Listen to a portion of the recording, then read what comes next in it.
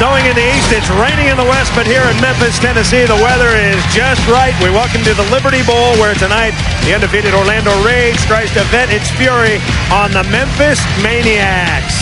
Let's scramble for the ball. The team that wins it gets a choice of possession in the first half, and if necessary, in overtime. The scene here in Memphis with the weather good, the fans have come out, the painted faces are ready. It's a big one for Memphis. They are 0-2 at home. They are 2-0 on the road. They unlocked the doors to the asylum, and there's some crazy ones out tonight. Scrambling for Orlando with a record of 2-1, it's Scott Cloman. He is a fast fellow. Scotty. Okay, gentlemen, these are your instructions. And scrambling for Memphis, he is a Carl Lewis wannabe. His name is Kevin Cobb. He is 0-3. Whoever secures possession of that ball will have the first choice of options to start the game and the first choice of any option should there be an overtime. Any questions? Put your helmets on. Come on. Right on both sides of me. On my whistle.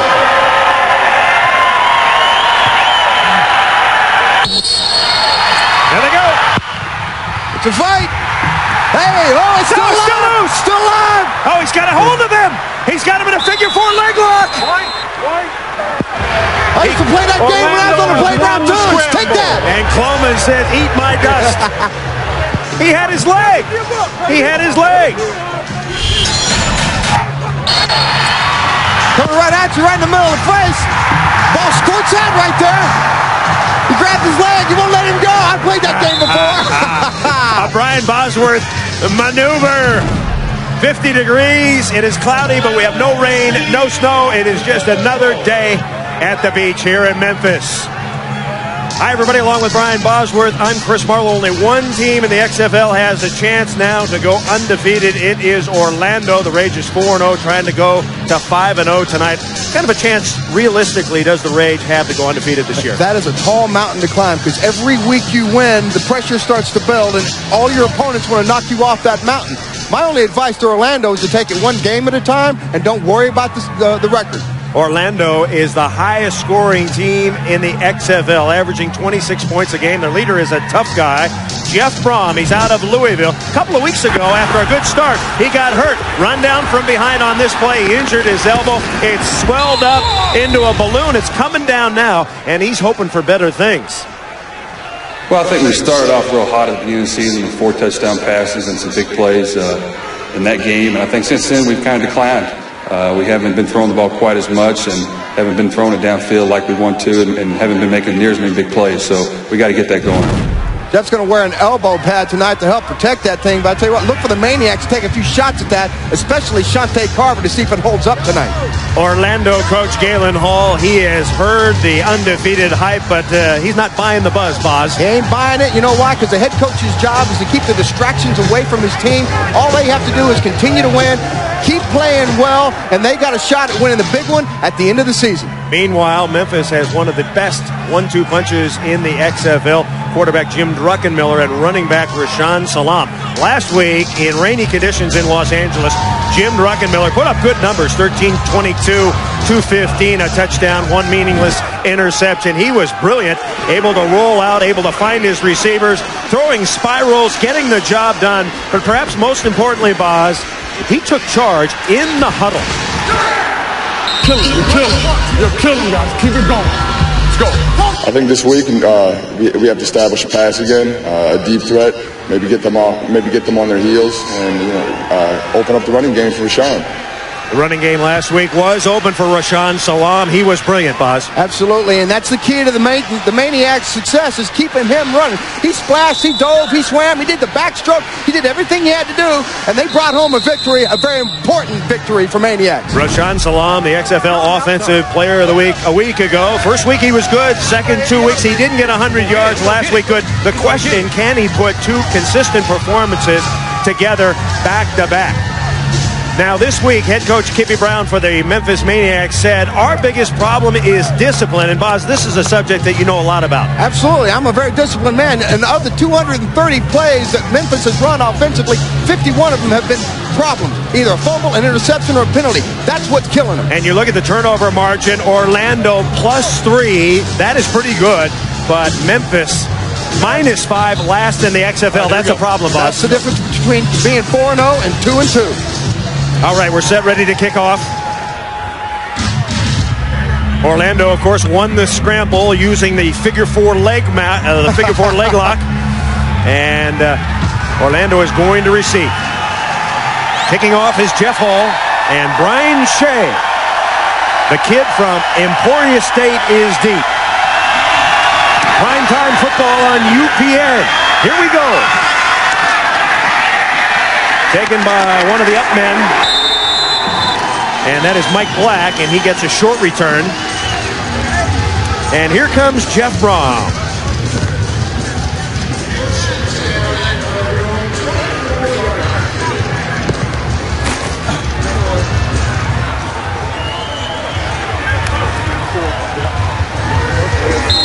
Here we go, here we go. Z1 trips, 15 on 1. Ready? All right, sounds like a pass. D1 trips 15. That's their base running play. Rip, rip. There's 15, 16 running plays, so base running play out of this formation. The handoff is to Derrick Clark. Clark, the workhorse in this offense. 6'1", 235 from Evangel College. That's where to start that bit, baby. Jeff Brohm had 4 touchdowns 50 D in week 1. He's only had 2 since. He's been in a little bit of a slump. You know what? He does just enough to win the football games. He does not enough to lose them. So that's exactly what you want your quarterback to do. 2nd and 3. First pass for Jeff Brohm. He's pressured, and down he goes. The Memphis Maniax, folks. The XFL's #1 team against the rush, 3rd in the entire league in total defense. You know what? After last night's performance in New York by LA. Okay, tack that on to the... A little too aggressive there on the Maniacs part. Shante Carver came in off the side. Now, I tell you what, Shante Carver has been playing possessed all year long. Incidental face mask, defense number 78. By rule, it's a 5-yard penalty. However, the ball must go back to the original line of scrimmage. Replay, 2nd down. Okay, Shante Carver receding for the penalty. Shante, 29 years old, originally from Stockton, California. Longtime member of the Dallas Cowboys and one of the meanest members in the XFL. Yeah, he was coached by a good friend of mine, John Blake. He said he was an absolute maniac when he was playing because he just comes at 100 miles an hour every time he's playing. Go! Set hut! Little swing pass and bottled up immediately. There's a loose football. Clark lost the football. Maniacs got that. Crazy guys do have it, boss. That's exactly what they need early on this game. Get a turnover in your favor. That's something they haven't had. Patrick Sapp coming up with it, Boz. Patrick Sapp making the recovery, number 94. 2 years with the Chargers. And he comes up with the game's first big play. Little swing pass here. Richard Hogan does a great job. He comes in, and Cornell Menifee pulls that ball out of there. You do what you do. You got to get one guy holding him up, another guy stripping that football. That's something that Kippy said they've been working on all week long. He's stripping that football. So the Memphis Maniax, terrific field position, trying to take advantage of the turnover. Druckenmiller has time. Now he's flushed from the pocket. Druck will run. And Druck is upended out of bounds. Jim Druckenmiller, 6'4", 235 pounds out of Virginia Tech. Okay, here you go. The Druck making his 2nd start in the XFL, the former first-round draft choice from the San Francisco 49ers. Everybody thought he was going to be the next Steve Young. And here he's replacing the injured Marcus Crandall. Right, boss, goes. Come on, ready, break. Alert, runner, spot. Shoot, shoot, shoot.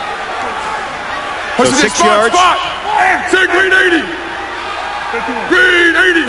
6 yards on the Druck scramble. RASHAAN SALAAM straight up the middle, and he's going to be very close to the first down. RASHAAN SALAAM, the leading rusher in the XFL. Tackled by Corey Juilliard.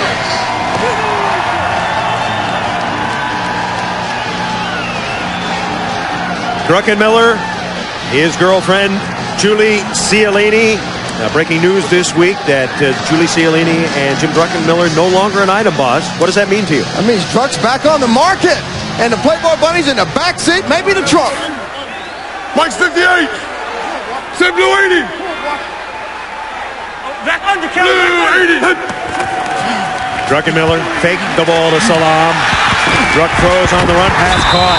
Kevin Prentice, 5'7", 155-pounder from Mississippi State.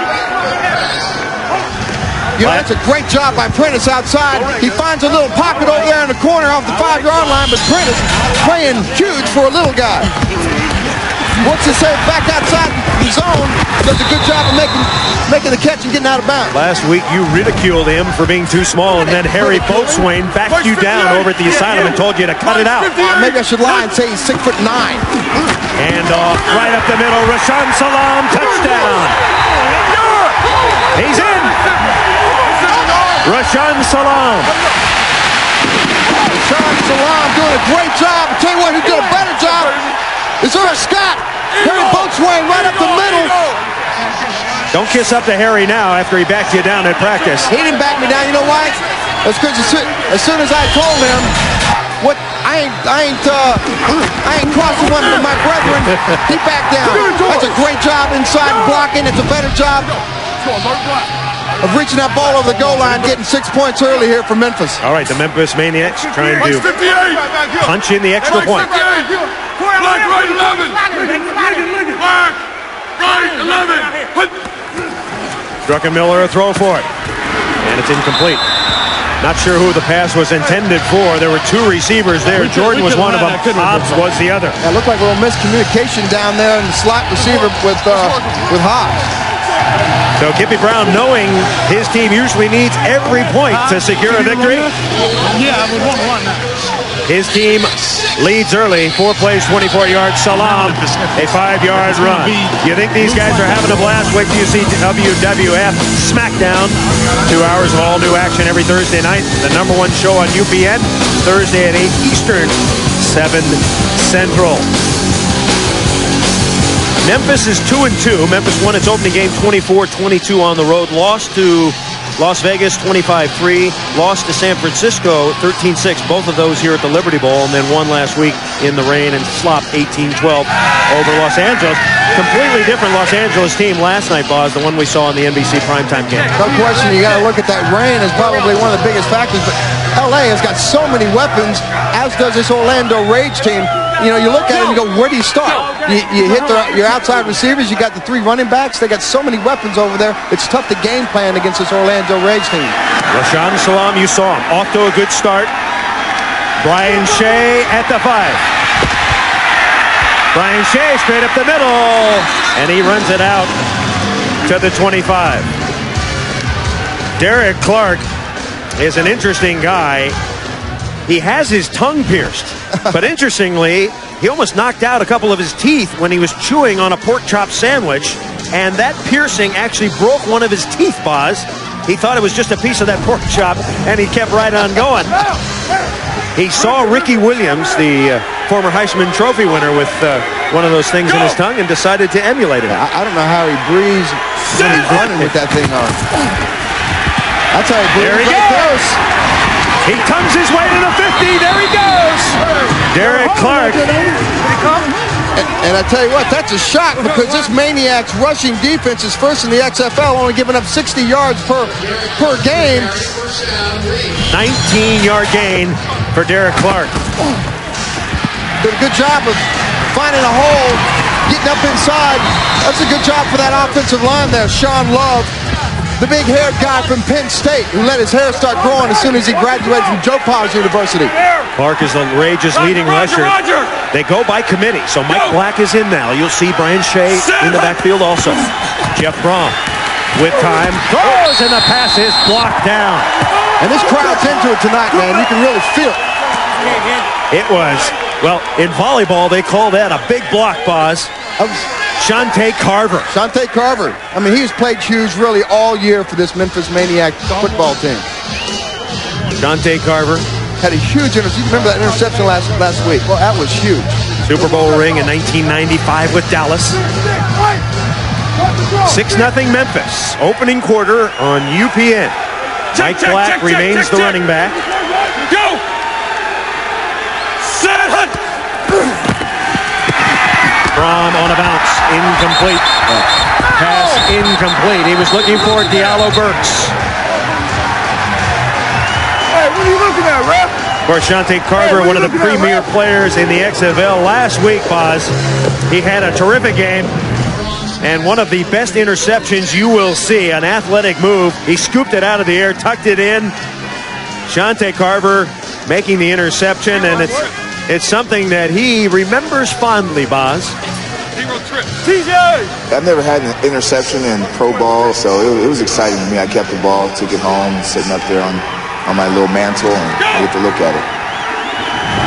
You can see how excited he is about his first career interception. Jeff Brohm throwing long. Out there is Bailey, and it's incomplete. Mario Bailey covered very closely by Rico Clark. Also there, Jackie Kellogg. Jeff Brohm had to throw that off his back foot. If he was able to step up, there's a flag down on it. If he's able to step up and get all he had into that throw, he would have been able to get this ball to Mario Bailey. Yeah, that's definitely underthrown. Do you think that's a result of his elbow, Boz? Well, we talked to him yesterday, and he said one of the things that affects him with that elbow pad and the fact that that bursa sack is broken is the zip throws, which are the throws he really needs to get a lot of mustard on. And right there, he could use little Goulden's spicy mustard on that one. All right, we had a roughing the passer penalty, which is going to aid Orlando. Automatic first down. Let's take a look at it. Marvin Thomas comes up inside here, gets a little bit. You got to let him go like that. You got to let him go like that. And I talked about it again in the show. They're going to take a shot on Jeff as often as they can. First down, Orlando Rage. Derrick Clark back in. Pass caught. Breaking away is Dialleo Burks, and Burks takes it to the 10. John Williams took a shot there, took the risk. And if you're going to come up inside like that, you either got to get your hand on the ball or make the interception. But you can't just let it go by like that. 21 yards on the play. And this ball had plenty of zip on it. He's just got to make that play because he doesn't have any help helping him from the backside there. He's all by himself on the corner. Marcus Wimberly just activated this week. Kevin Peoples out with a broken leg. Anthony Marshall out with a dislocated shoulder. And the ball to Clark straight up the middle, and he bulls his way down to the 2. And not a lot of flash and flare for this Orlando running game, Boz. No, it's not. You know why? Because they have 3 different backs. They got a small, medium, and large. Brian Shea, the small guy. Michael Black, the medium guy. And Derrick Clark, when they need the big plays and the big yards. When they need the big plays and the big yards, they go to the big bruiser, Derrick Clark. Second and goal at the 2. Here comes Clark, and Clark slides his way. I don't think he's in. He thought he was in, but his knee skidded at about the 1. Derrick Clark is the Rage's leading rusher with just about 200 yards. Good call. He was down. 0, heavy. You're in heavy. 14 lead. 10-0, 14 lead. Owen, ready? We're going to just run a power play, 14 lead, right up the middle. Strong side. You're going to run to the right-hand side of the formation. Big play here. 3rd and goal for the Rays. Derrick Clark, he's into the end zone. He lost the football.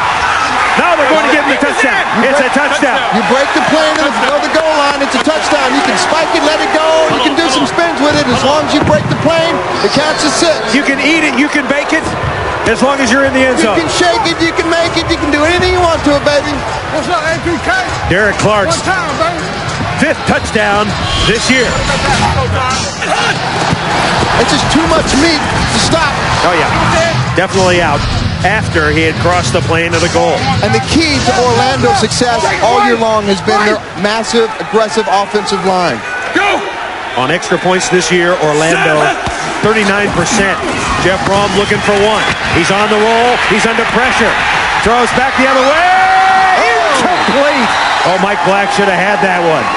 It was on his fingertips. He could not bring it in. Showtime, they're opening up some holes for you out there. It looks like you have free reign. Oh, yeah, we're doing a great job right now. We just trying to stick with our game plan and keep working hard and try to come out with a victory. How's that piercing? Oh, it's great.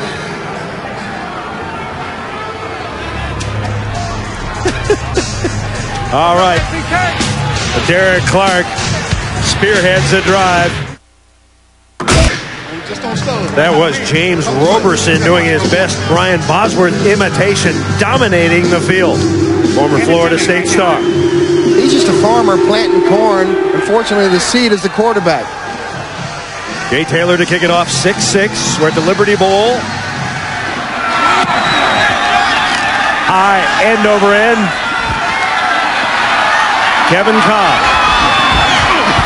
Reverses field. Can he get around his man? I don't think so. No, he cannot. And he gets back to maybe the 17. The tackle by Corey Gilliard. Hey, speaking of hits, there's Gary and Mike, stars of UPN's new smash comedy on Friday night, Gary and Mike. Enjoying the game, guys? It's awesome! It's like you're right on top of the action. Oh, that's gotta hurt. Let's see that again. Ooh, what an arm this guy's got. He put enough zip on that ball to shatter Gary's glasses and give Mike whiplash before knocking them both unconscious. No question about it. That's our play of the game. I love that. Mike's 58! Jim Druckenmiller last week gave himself a B-. Said he missed a couple of reads, threw one behind. His coach, Kippy Brown, gave him an A-. Let's see what he does on first down. Throws a nice ball, but it's short. Pass intended for Kevin Prentice. It looks like Druckenmiller and Prentice, that's the combination now. He feels comfortable throwing to Kevin. Right, Kevin made a lot of big catches last week, and you're going to go to the guy who makes the big catches for you. He's just got to get that ball up. I think he's playing a little tight right now. Doesn't look like he's just whipping it, Boz. He's guiding it. He's just not letting it go.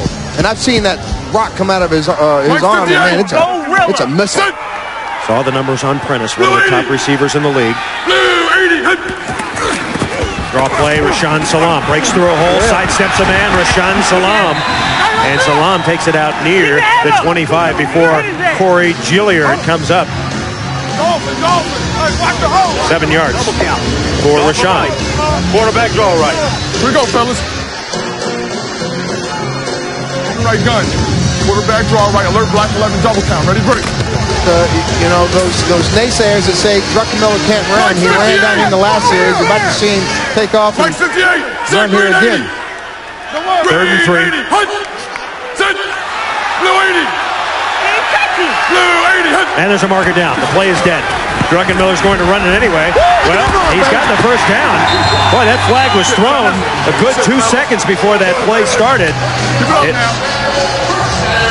Patrice Alexander making the call, and apparently the ref put the flag back after a 12-yard gain. I mean, don't forget, Jim Druckenmiller, 6'4", 236, but he tells me he's one step faster than the guy that's chasing him. So obviously that's fast enough. Druckenmiller, he's carried the ball 2 times for 18 yards. Maniax first down. Looks like a reverse. No, they fake it. And there's RASHAAN SALAAM. RASHAAN SALAAM. The ball was loose. Let's see, it was after he was down. It was not. SALAAM coughed it up. And the Maniacs' first turnover. And that's been the knock on RASHAAN SALAAM, because they said he's a fumbleaholic, and unfortunately he's been falling off the wagon way too many times today. Reginald Doster came up with it. 24-year-old out of Central Florida. That is the 11th. Okay, then you got another chance, okay? Hey, look here. Put it away. You're running hard. Put it away. 11th turnover in the last 3 games. You can't cover our cameras. You can only hope to contain them. Orlando ball. First down. Mike Black. You see the problems the Maniacs have had. They move the ball up and down the field so easily, Boz, but then they're done in by the turnover. That's the mental mistake. You know, the mental mistakes are what's been killing the Memphis Maniacs all year long. They have moved the ball, like you said, Chris. Unfortunately, they've got to be able to hang on to balls. There's no reason for that ball right there to come out. He's got to secure that ball, and Kippy told us yesterday they've been working on the gauntlet drills and the strip drills. Obviously, they need to work on a little bit more with RASHAAN. His 4th fumble this season, and that is not good. 2nd and 6 for the Rage. Rage keep it on the ground. Running hard is Michael Black. He's out out of Washington State. Led the Pac-10 in rushing 1 year. And it's interesting when you watch Orlando's running game, and Orlando leads the league in rushing. They spread the defense out with the passing offense personnel, and then they use the 3 different backs with Michael Black, in this case Derrick Clark in the previous series, and then they'll bring Brian Shea in that'll just drive you crazy because he's a small guy with a lot of power. First quarter, 6-6. Go! Set, hunt, hunt! And that was a good hard count that drew Leonte Reams offside. See, that just doesn't make any sense to me. You're right there next to the ball, and you can't see the ball not move, and you're still jumping offside. Defense number 92. That's incredible to me. You know what I say, Boz, though? If you're going to encroach, tee off on the guy. Take him out of the game and get through there in ramming speed. Then it's encroachment, and then it's personal foul, and you're already in your negative field position here. You can't do that. That wouldn't be a good thing at all. Kippy Brown, first year as head coach. He was a quarterback at Memphis State back in the 70s. One of the first black quarterbacks to play college football. And he calls all the plays for the Memphis offense. Running play, James Black. Michael Black, I should say. Now remember, he's the medium of this trio. You know, we talked to Galen Hall yesterday, and Galen said, when I asked him, who's your most dangerous receiver out of the backfield, and he said, Michael Black. So I went back and looked at my stats. Michael Black hasn't even caught a pass yet. He's dangerous as a decoy. As a decoy, I guess. Orlando averaging nearly 7 yards a rush on the XFL's #1 defensive team against the rush. They're chewing them up, folks. Black again. And he drags Patrick Sapp for about 3. You know, they're getting close to the red zone, or what I should call the weight zone. And they've been so successful in the red zone. They've had 10 possessions, 8 touchdowns, 1 field goal, and 1 fumble. The front 7 for Memphis: Cornell Menifee, Shante Carver, Richard Hogans, TJ Fryer, Paul Lacoste, Marvin Thomas, and Patrick Sapp. They're being handled right now. They brought Brian Shea in now. Timeout. A timeout is called. Timeout on the field here in Memphis, Tennessee. The Maniacs call their first. 1:46 remaining here in the first quarter. Maniacs 6, Rage 6. He's got to get control of this game.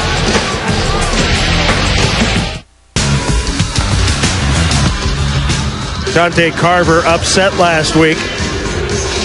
And he should have been upset at you. Well, no, wait a second. He was upset because you called him the wrong name. No. You, Brian Bosworth, and he had a few words for you, Boz. Hey, Mr. Bosworth, stop calling me Shaka Zulu. It's Shaka. I wouldn't call you Boz Bo after Bo Jackson. Remember that guy who ran you over, played for the Oakland Raiders? So get the name straight. Thanks. Yeah, Boz. You get the names right, would you? I called him Shaka Khan. You called him Shaka Zulu. I know, but you led me into it. With Shaka Khan, because she's that big-haired woman, right? Go! He's mad, Boz. Let's just not do it again. You know what? If it works tonight, here he comes. Brohm over the middle, and he is hammered. Marcus Wimberly came up and delivered the hit on Dialleo Burks. Marcus Wimberly clocked him. You know, Marcus Wimberly is replacing 2 of the safeties that got hurt. Last week they lost Kevin Peoples. They also lost Anthony Marshall. And this week they had to replace him with Marcus Kimberly and Trey Thomas. So the Maniacs, as we've mentioned, the #1 team against the rush in the XFL. Look at the season. Giving it up. They've already exceeded their season average here in the first quarter. But they're playing against the #1 rushing offense in the XFL too, with this Orlando Rage. 3rd and 8, Bailey in motion. Brohm throwing it into the end zone. He caught it. No signal, touchdown. And Jeff Brohm paid the price for that one. He's still down. Mario Bailey. He's out. And Shante Carver leveled it.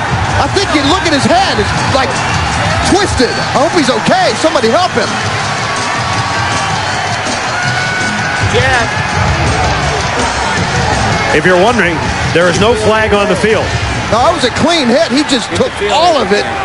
On Shante Carver came in and just cleaned his clock. Oh my God, he just downloaded some serious hardware on him. I mean, listen to this. Oh.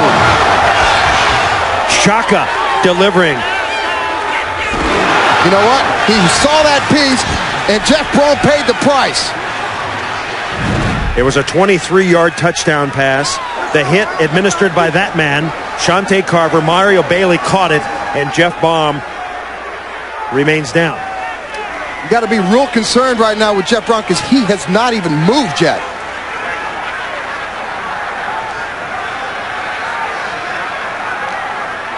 So they'll be very careful here as the Orlando training staff is out there. Brohm shaken up. The backup quarterback for Orlando is Brian Kuklick. He's 6'3", 205, a 24-year-older out of Wake Forest. Big arm and a good backup. Yet to take a snap this year. If Brohm cannot continue, then Galen Hall will go to Kuklick. Yeah, knocked out. One more look in real time, folks, what it feels like to be a quarterback and take a huge hit. You can really appreciate what these guys go through. A great pass. He did a great job of getting the ball down the field, but man. I mean, this is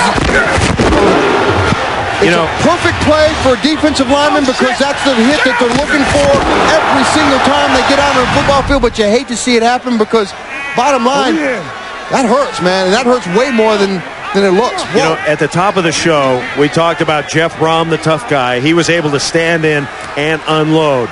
So they'll continue to work on Jeff Brohm. We're going to take a short break. The U.S. Army proud to present Victories in Life. Tonight we look at Los Angeles kicker Jose Cortez. The whole XFL experience just started when I was on the roof back in Corvallis. I was working as a roofer for my fiance's uncle who owns a roofing company. So that's when I was working on the roof when I got the phone call from Coach Luganville, and he told me that they drafted me. I was going to come back and play in LA. He can't make it. Let's don't kick it. I watched the news, and that's when I heard what Tommy Matters said about me when I missed the field goal. I mean, it made me kind of upset, about it, but at the same time, I came back during that week and I worked harder, and trying to prove him and everybody else that I was capable of playing for the XFL. Jose Cortez, can he do it? The kick, it's good. LA has beaten the Outlaws. I'd rather be playing football than being on the roof, basically. Back in Memphis, Tennessee, Orlando leading Memphis 12-6. The concern is for Orlando quarterback Jeff Brohm. Took a vicious but apparently clean hit from Shante Carver. We have seen a little bit movement in his legs. We saw him move an arm, but just moments ago Shante Carver came over. He was concerned, and all the players. That is Jim Druckenmiller concerned also. So.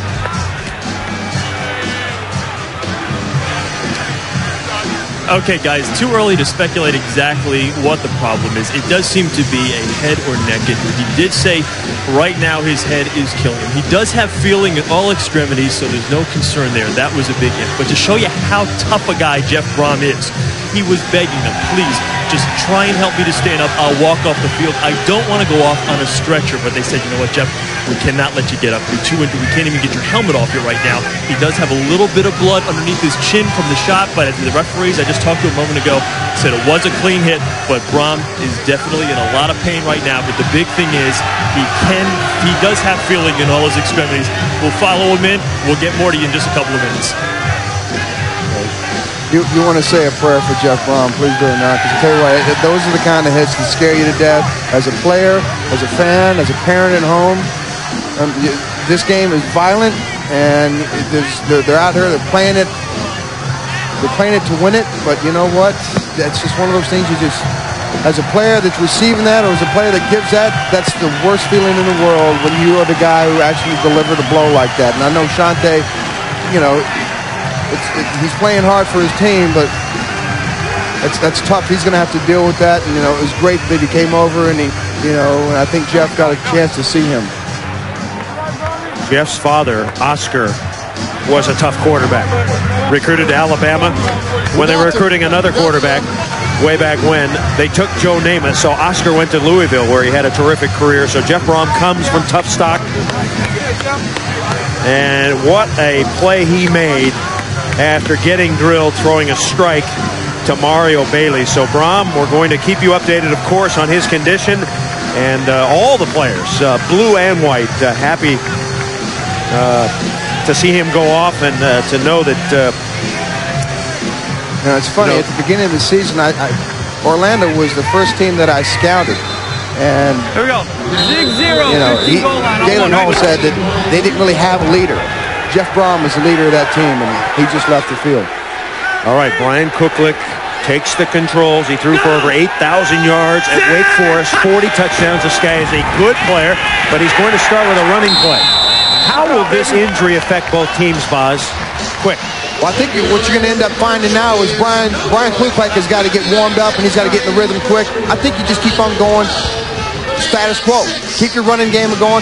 Brian Kuklick's got an awesome arm, so you know I think you don't change the game plan whatsoever. All right, timeout on the field. 12-6 our score. You're watching XFL football on UPN. Dante Carver, who put the hit on Jeff Brohm. What goes through your mind when you put a hit on like that? Lay someone out? I'm just trying to play football as hard as I can, you know. I don't stop until the whistle's blown. There's a legal hit. I caught him in the right spot. I'm just glad he's all right. It was a clean hit. How much does it affect your game, if at all? In fact, I'm in this to win it. I'm playing football. Football is a brutal sport.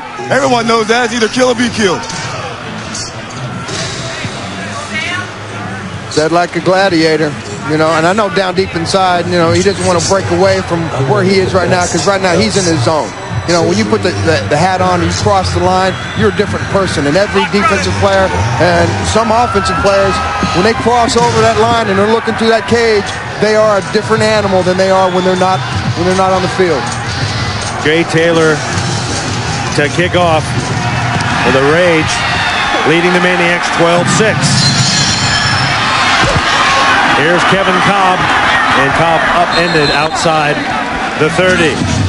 Now, courtesy of Bud Light, let's take a look at our highlight package. He's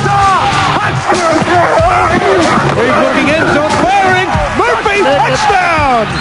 And yo, Murphy, you, son, it's Wyland. He's down. Touchdown, Chicago! You run here, be tough to get another playoff, Bob. John Johnson got it! Touchdown! Touchdown! Johnson! That, of course, was earlier today, Las Vegas and Chicago, and Las Vegas proving that they certainly have one of the great teams in the league. Question about it. You're going to see them next week on NBC against this Orlando Rage team, and that's going to be a war, because those teams, I can tell you right now, on the first snap, they're not going to like each other. Memphis has got to come back, and they've got to get back into the rhythm of this. That energy caused the law. Now they're going to pick up the pace and the intensity here. 2nd and 8, Druckenmiller, quick drop, throws, pass complete to Prentice. He's got the first down, and he steps out of bounds. Kevin Prentice is 5'7", but he's taller than everybody else in his family. So he's the big man as he gets the first down. We're coming back. That's the end of the first quarter. 12-6, Rage.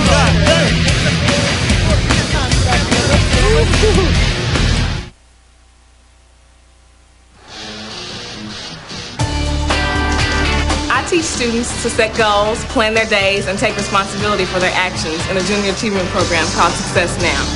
Teaching these classes has given me the opportunity to prepare for my career. You see, when I was in 11th grade, I absolutely fell in love with mathematics.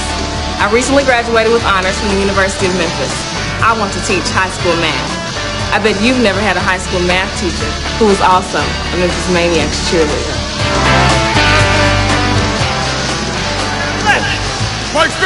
She is a sweetie. Let me give you the names of the other cheerleaders. Alicia, Patricia, Nakisha, Lucretia, Taisha, Trimisha, and the one with the big hair, Propecia. Pass into the ground. Good pressure that time by Orlando, Andre Purvis. And that's exactly what Orlando has to do today if they want to win this game. They got to slow SALAAM down, and they've done a fairly decent job of that so far, but they got to get some pressure on Druckenmiller. They got to get the Maniacs to drive the long field and force some turnovers here. Mike's 58. Riggin. Same blue 80. Liggin swap. Blue 80. On second down, Druck picks up Prentice. And the little guy, Jitterbugs, near the first down. Patrice Alexander, Omar Brown corralling him. Kevin did a nice job of just coming over the middle. And what they do, Orlando drops their linebackers very, very deep. So there's a little pocket about 5 yards past the line of scrimmage, and that's where Druck found Prentice right there. Now, the way you're going to get Orlando to come up and get that pocket back behind the linebackers is to start dumping that off to RASHAAN SALAAM and get him involved in the passing game. They're going to measure for the first down. If not, we'll go belly right boss. Half a ball. They're going to go belly right boss if they don't have this on a first down, which is a belly play right up the middle.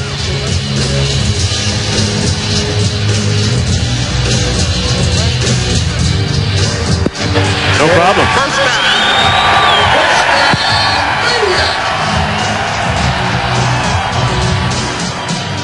Okay, got a report here from the locker room. He does have a concussion. He's also suffering from some pain in the back of his neck. They've just taken some x-rays. X-rays are negative. They're going to take him to Memphis Methodist just to make sure. They got to cut the pads off, take clearer pictures so they can get a better assessment of any type of damage that may lurk. His parents, Oscar and Donna, are here watching over him. Jeff just spoke to them and said, folks, don't worry, I'm fine. Please do me a favor. Just call my wife and tell her that I'm okay. All right, good news. Again, spoken like a gladiator. Yeah, good news for Jeff Brohm, the starting quarterback, knocked out minutes ago. Druckenmiller's going to throw long. And jostling on the sidelines, Kevin Prentice battling with Stephen Fisher. Incidental contact over there. That was an uncatchable ball anyway, even if they had committed a little interference on the field. Stephen Fisher leads the Orlando Rage with 3 interceptions. He's the guy who really takes charge out there in their defensive secondary. High left, power left. There's a running play to the left-hand side here. They'll try to get RASHAAN back into this flow of running the ball again. RASHAAN SALAAM. And he bangs for about 4. I believe he's yelling at Roundtree. I think he's a little bit concerned about his weight. So something about he's going to diet or something. Something about his Keister derriere. Face right, 080 smash. All right, here we go. Go Dolphin right, gun zip. Deep face right, 080 smash on 1. Ready, break. Shotgun. Part of that offensive line, Bernard Williams, Glenn Roundtree, Mike Sheldon, Mike's 56. Jesse James, Harry Boatswain. Blue 80. 3rd and 8. Blue 80. Druckenmiller guns it over the middle, pass complete. There goes Charles Jordan, touchdown Maniacs. What a strike! And he threw that exactly where he needed to throw that ball too. He had to throw that ball behind Charles Jordan just a little bit because he had double coverage of safety hanging in the middle, and Charles did a great job of stopping, coming back, getting the reception, and then racing another 20 yards for the 6. Jordan beat Stephen Fisher. Druckenmiller put it on the money. 44-yard strike. And the Maniacs have tied it up. All important extra point coming up.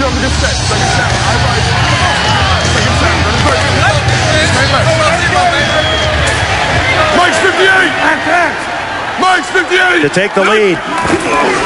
RASHAAN SALAAM. He's driving. He's powering. Did he make it? You can't see that? Yeah, he's there. There you go. I can call it from up here. When you're running behind Big Earl Scott and Big Harry Boatswain and you can't get 2 yards, something's wrong. And right now, everything's right with the Maniacs offense right there. It's a great series. They drove a long way, which is exactly what they haven't done all year long. RASHAAN SALAAM. Just keep coming, keep pushing, keep driving, keep doing what you got to do to get that point, that all-important extra point.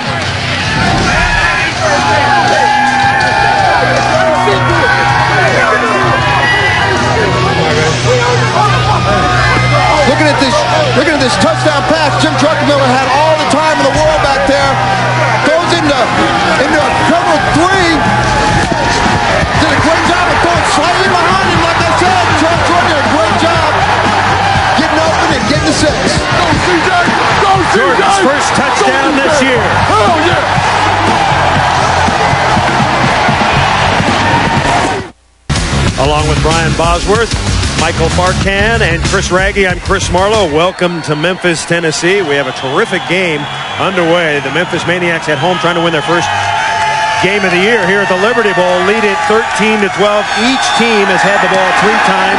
We've had 2 touchdowns scored by each squad. Jeff Brohm, the starting quarterback for Orlando, carried off. He's been taken to the hospital as Brian Shea brings the ball out to the 36-yard line, a 30-yard return. Dialleo Burks, he's a terrific player, a movie buff who likes all kinds of films. When he wants to get fired up, though, he watches this one particular one. My favorite movie before the game is Rudy. I really identify with this character. He's a hard worker, and he had to work for everything that he got. That's what my career has mostly been like. I had to fight for everything that I've gotten. Nothing has been given to me, and I love his character, and whatever I do in life, I feel like I can relate back to that movie because I have to work for it. The short pass complete to Mario Bailey. He's tackled by Shante Carver. So Dialleo Burks, Mario Bailey and company, they need to crank it up, Oz. And Galen Hall's doing exactly the right thing by getting Brian Kuklick involved in the passing game right away. Dialleo Burks is going to be one of the big guys right now, and Brian Kuklick, if he can get the ball to Dialleo Burks, he's the money guy on the team and the big receivers. He's got 15 catches with 3 touchdowns, so he's got to help light the fire with Jeff Brohm being injured. 14 yards on that last play. Here's Derrick Clark. He's a big body, kind of a nasty banger, likes to pound you. Yeah, he's definitely a battle-tested bruiser for Hall. Played for Hall over in Europe, so much so, you know, Derrick's grandmother, who really raised him, died unfortunately last year. 212, why not? Derrick made 2 phone calls. First to 911 for help, the second one to Galen Hall. So I know a lot of closeness with this team, and you can feel it. And the good thing about this team is they're very unselfish, and that's why one of the reasons they're 4-0. They really care a lot about each other. You know, one thing too, when you talk about Galen Hall, he's one of the most organized coaches in the league. He's got this stuff down, being the head coach. No question. He's been with some of the greatest. Great guy back in Oklahoma, Barry Switzer. Knows how to win. He's been winning big time his whole career. Going for his 100th victory here pretty quick. 2nd and 6. Kuklick. Got a man. Dialleo Burks. Oh, he drops it. And dropped that. He was looking for the end zone before he had the ball in his hand. But boy, he wish he had that one back. You know, I'll tell you what, though. Devil's advocate, Kuklick's got to lead him a little. He's got to look back, catch that by his ankles. That wasn't right there for him. You're right. It'd be nice if he laid that out for him. He could hit that in full stride. But I tell you what, Brian Kuklick, and this is one of the things that Coach Hall says about Brian Kuklick, is he doesn't trust his arm on the short throws. He trusts his arm too much on the long throw. That right there is an intermediate throw. He's just got to let that one go. Let Diallo's speed catch up to the ball and bring 6 in for the Orlando Rage. Maniac fans love that last play. 3rd and 6 for the Rage. Here comes Shante. Throwing on a bounce was Kuklick. So Kuklick not quite warmed up yet, not in rhythm yet with his receivers. Pass was intended for Bailey. You got to remember, Brian Kuklick hasn't seen any action at all this year. Orlando has only seen 1 quarterback in the huddle, and that's been Jeff Brohm. And it's going to take Brian Kuklick a few series to get acclimated to what it's like to be out there in the field, getting chased. Boz, I've got a scoop for you. Listen close. The game's first punt is coming your way. All right, well, here it is. Charles Jordan is deep. Ball gets down to 21-yard line. This is a live ball. Kicks it straight up in the air. That's a beauty. He's got to bring it back. Jordan at the 6. Oh, and he is strangulated at the 6. Great play by Sean Banks. Banks got him on a special team play. 2nd quarter, the Maniacs leading by 1. We'll be back. Long field to go. Next week, in a desperate attempt to increase television ratings, the XFL will take you inside the locker room of the Orlando Rage cheerleaders. All right, gentlemen, cool your jets. Let's be professional here. The XFL, NBC next Saturday. Boz, I hear that they're going to shoot them. They will be naked, but there will be heads attached, so it is going to be done with taste. How can you say that's going to be done with taste? I tell you, I want to meet the lucky cameraman that gets to go in there because they're going to dilate his eyes with that stuff that makes everything overexposed. I think that's something that could catch on. That's next week, NBC primetime. Las Vegas at Orlando. RASHAAN SALAAM with the short rush. The entire Orlando front seven gets the tackle there. Patrice Alexander leading the way. You know, I talked to some of the Orlando players, and they talked about Patrice Alexander, and they talk about hitting him is like hitting a brick wall, or like the wall falling down on you after you hit it. Stay in, Rick. It's a bend, don't break defense. They play lots of zone. They try to punish you. Mike's 58. 25 wins. 25 wins. Set blue 80. Come on, Red. Blue 80. Fake the SALAAM. Swinging out of the backfield is Jim Kitts. And Kitts makes his way out near the 20. And that's something that they don't show a lot of. I got that girl right there. Come on, dog. Hey, Red, come on.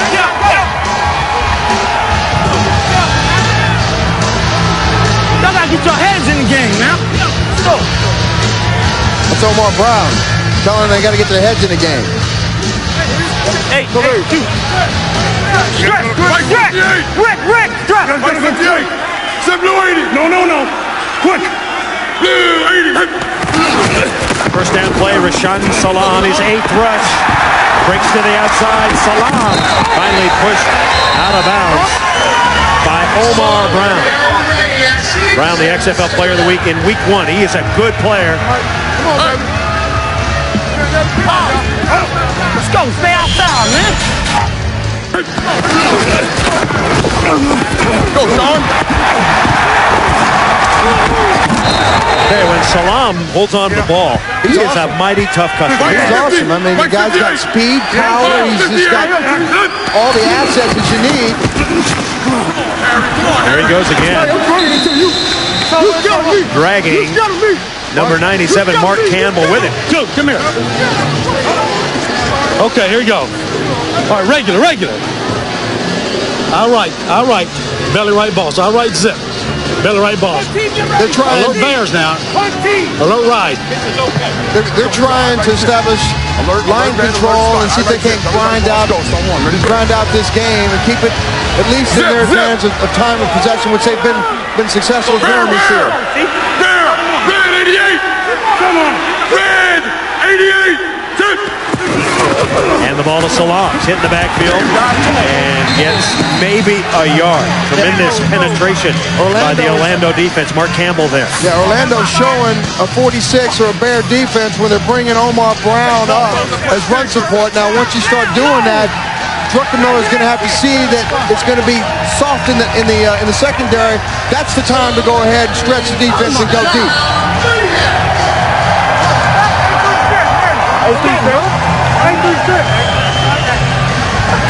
SALAAM, 10 carries for 42 yards, a touchdown, but he does have a fumble. 58. Shoot, Rick. Set green 80. Green 80. Druck's got a loud voice, boss. And around, here they come. It's Charles Jordan. And Jordan upended. Wow, what a tackle by Omar Brown. He is a hitter. He's second on the team with tackles. He's got 25 of them so far, and he makes huge plays at key times. And ain't no more keyer than that right there, because if Daryl Hobbs gets out, Charles Jordan gets past Omar Brown, he can still be running. Mike's 58. Got 7 on that play. 25 front. Sit. Spot. Red over. Red over. Check here. Checking the play. And he likes SALAAM. SALAAM through a hole. And he is wrapped up. Now check that. It is RAFAEL Cooper with his first carry of the night. 25-year-old from Detroit, Michigan. Cooper, a speedster. So SALAAM getting a break for a moment. Mark Campbell sliding down the line of scrimmage. Cooper's doing a good job of finding the hole. And one thing that Cooper needs to do is he needs to be more patient and let the hole open up. If it's not there, don't just drive your head into... No, we can't. Here we go. I right. Let's go. I right. Slide left. Second sound. Ready, quick. A little confusion there. Let's go. Here we go. Get up. Plenty of time to get this play off. SALAAM on the sideline. 7 seconds on the play clock. Cooper trying to get a yard. He's got it. RAFAEL Cooper. And once again, it's Omar Brown. Again, if Rafael would just be a little more patient, there was nothing inside. All he has to do is show inside, flash outside, and he's still running. He bangs into the back of his outside, go right there.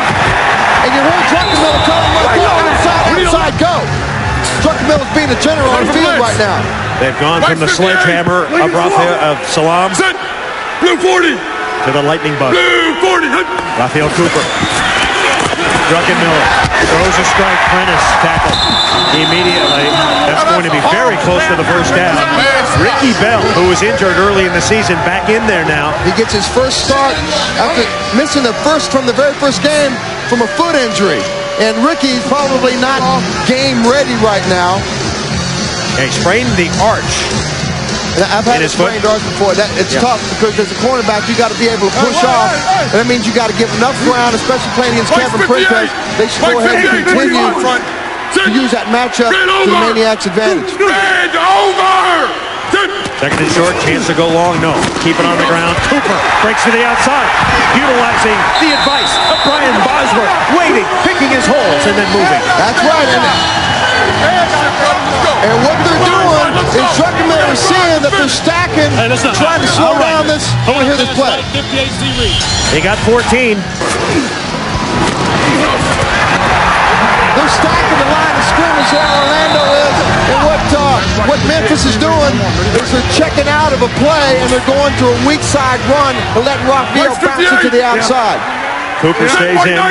No relation to DB Cooper, the parachutist. Will they give it to him again? No. Fake. Druckenmiller. He's open. Throwing deep into the end zone. Incomplete. Jordan was out there. Boy, you get an idea of the arm strength of Jim Druckenmiller, and they want to call. I think I want to call on that because just as he was trying to lay out for the ball, here you go. Let's go, Jim. He got hooked. Omar Brown hooked him, slowed him down. Corey Chilliard also there. Lead draw right. I'm gonna get that next time. Give me a call, Steve. What's the call? I don't know. I don't tell you. Second down. It's the 12th play of the drive. Cooper grinds his way to the 31. Which is something Memphis hasn't been able to do successfully all year, because usually when they get to play 6, 7, all of a sudden it's a penalty or fumble or an interception. Here they're showing some discipline, which is what KIPPY needs to get them to do. But the problem is in the first half. Right gun zip. Base right flanker Poco. Let's go, here we go. In the first half is where their offensive productivity is happening. They need to translate that over in the second half and learn how to cut the throat of their opponents. Third and 7 here. And we've come to the 2-minute warning. The 2-minute timing rules are now in effect. Memphis has 2 timeouts left. We're coming back. The Maniacs lead it 13-12. You're watching primetime football here on UPN. He was a huge star at Oklahoma. Look at those guns, folks. Brian Bosworth, he was a star. He was a maniac, a punishing tackler. But then he evolved into a superior actor, a Shakespearean actor. Look at the moves. Look at the dialogue. What can Brian Bosworth do? The Boz. Hey, Boz, I'm waiting for your next movie to come out. Stone Cold Gets a Hot Foot. I'm ready for that one. That'll be a beauty. We're going to get Vince to star in the Stone Cold, too, because I know he loves motorcycles. And we're going to blow everything up. Because when you're in an action movie, you just shoot somebody. You just got to shoot him. Shoot him dead. The Memphis drive is moving. They face a 3rd and 7 now. They're leading 13-12. A 7.5-minute drive. Druckenmiller. Oh, he nearly throws the interception. Druck got that one a little late. The pass intended for Prentice, and Ricky Bell was covering.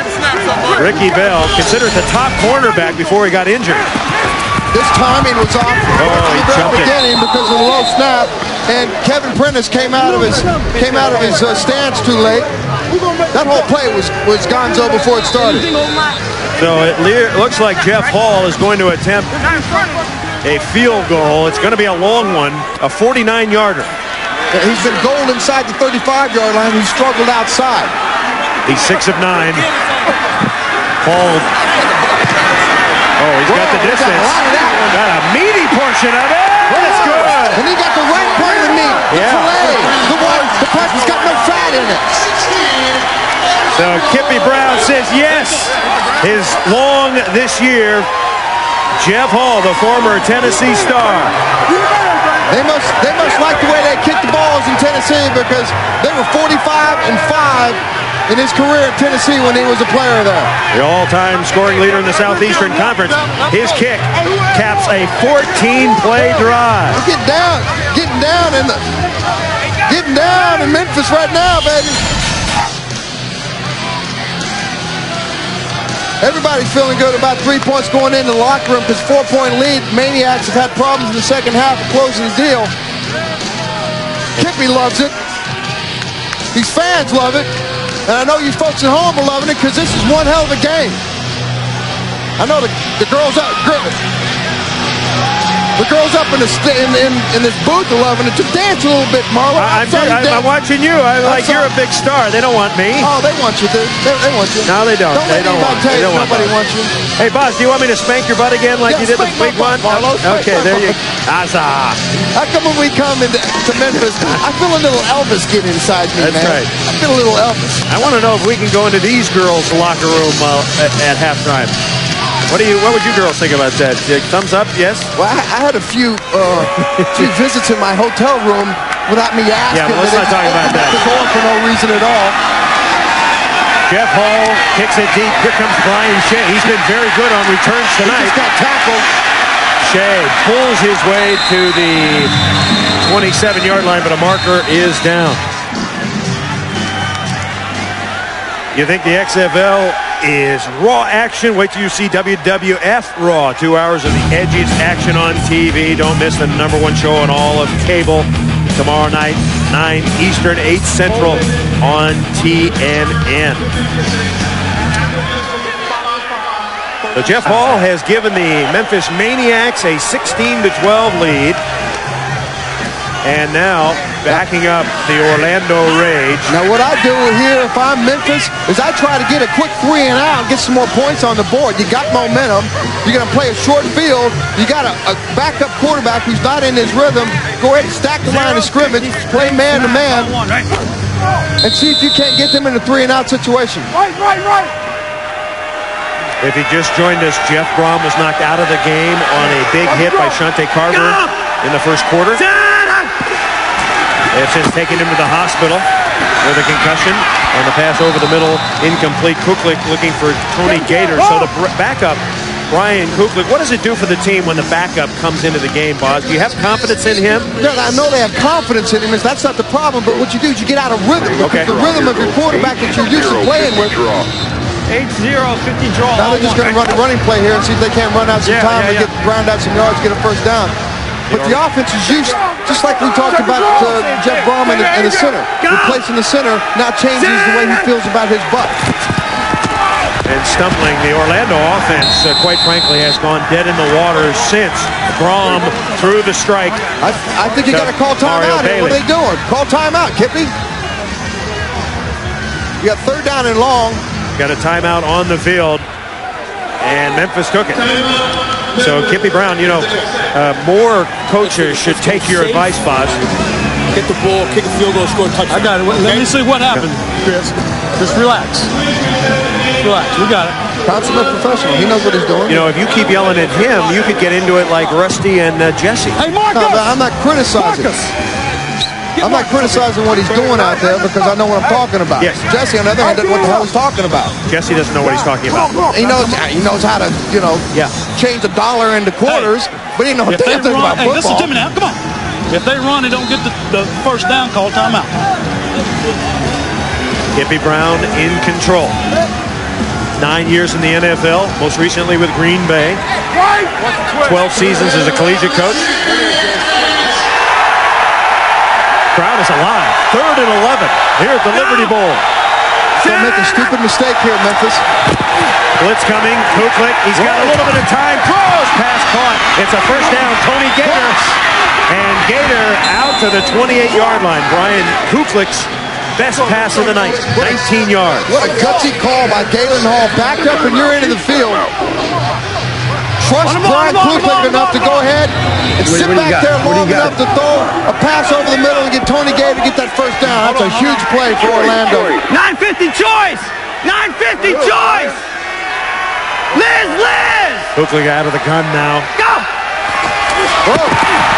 Comes up with it. Fires incomplete. Looking once again for Tony Gator. Marvin Thomas applying the pressure. Kevin Cobb with great coverage. He's actually looked like the Siamese twin there. He's packed in his back pocket. Guy.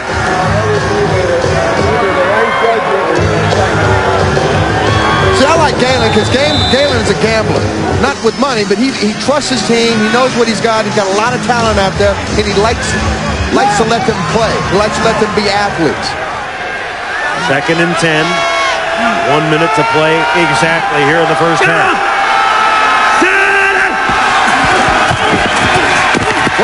Kuklick throws, pass caught right at midfield. Number 81, Dialleo Burks coming up with a grab. They got to hurry and get this ball down and dead. John Williams with the coverage. Zero try!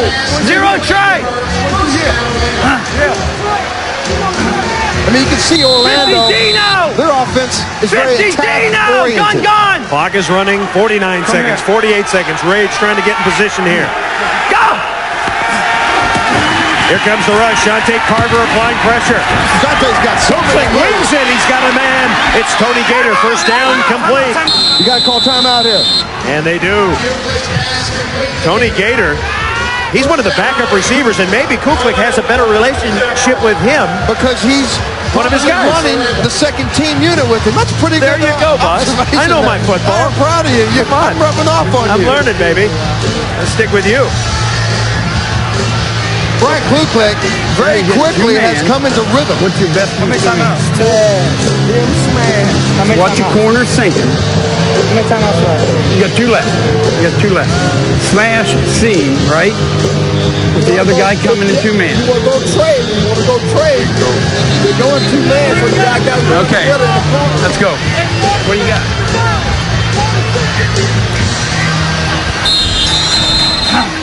Two good pass plays put him in this position, boss. 2 big pass plays under a tremendous amount of pressure. Dialleo Burks comes up with a big catch over the middle, and then Brian Kuklick has enough presence of mind to get the club up to the line of scrimmage and find Tony Gator, again moving the club down the field with a lot of authority. Back to live, Kuklick with time. Whoa! Throws another strike. Kuklick now 4 of 6. Mario Bailey did a great job of hanging on to that ball. Rico Clark making the tackle on Mario Bailey.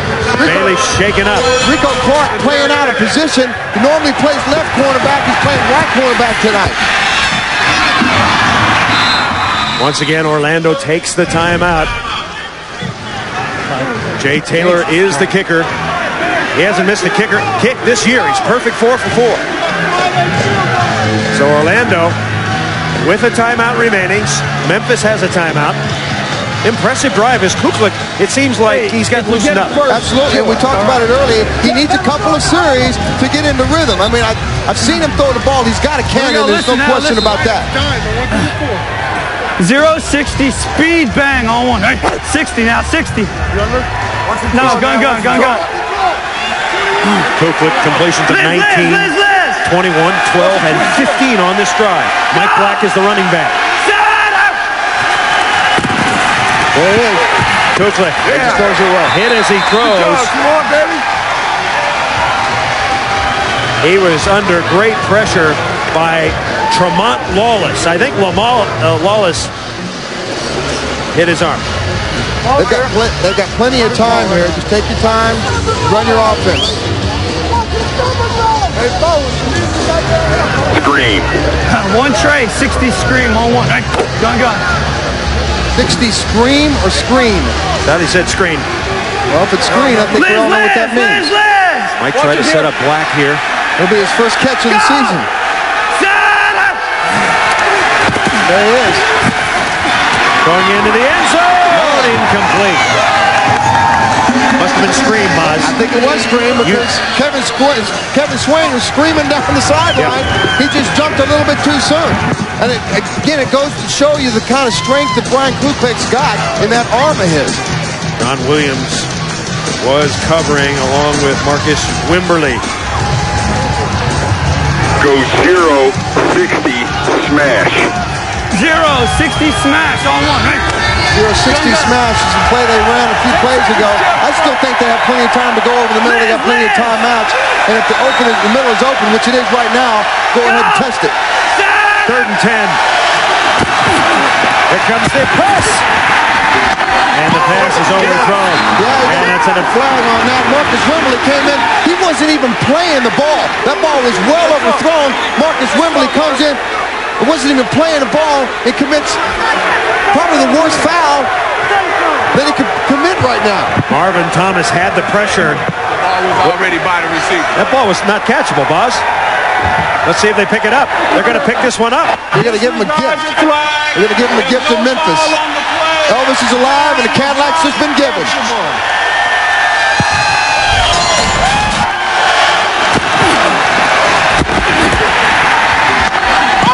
Yes!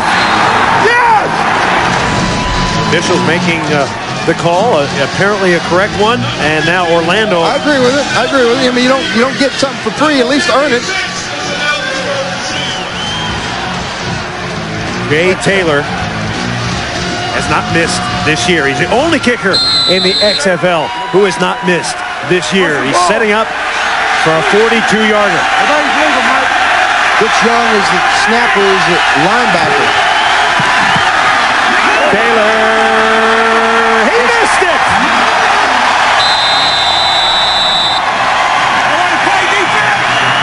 There's no such thing as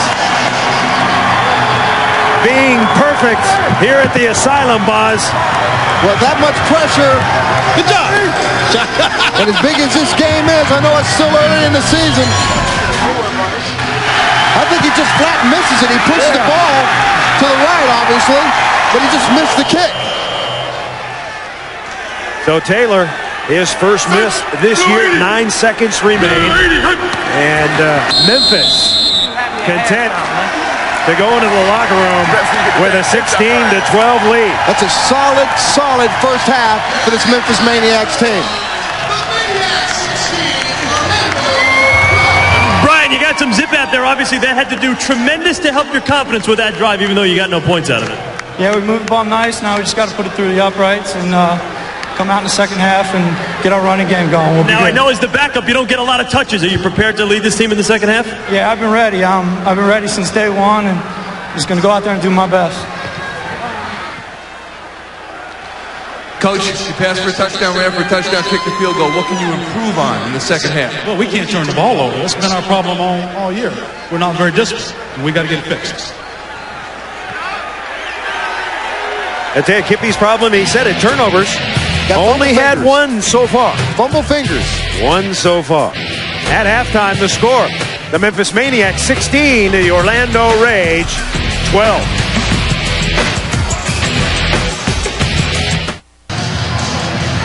Set to play ball, second half. Can Memphis win its first home game of the year? And will it come against the undefeated Orlando Rage? The Rage playing without their #1 quarterback who was knocked out of the game. Jay Taylor kicking off. Kevin Cobb is deep. And it goes into the end zone. And that will be coming. No, he's going to bring it out. Whoa. He didn't have to. Cobb, and he gets to about the 1-yard line. I mean, we talked about it right before the half. I mean, this is where in the second half, for some reason, Memphis just goes mental. They just can't keep a first half and a second half. Explain the rule on kickoffs, Boz. If it goes into the end zone, it is a touchback on its own. If it's touched out in the middle of the field and then goes in the end zone, then you have to bring it out. But Kevin Cobb didn't touch that ball.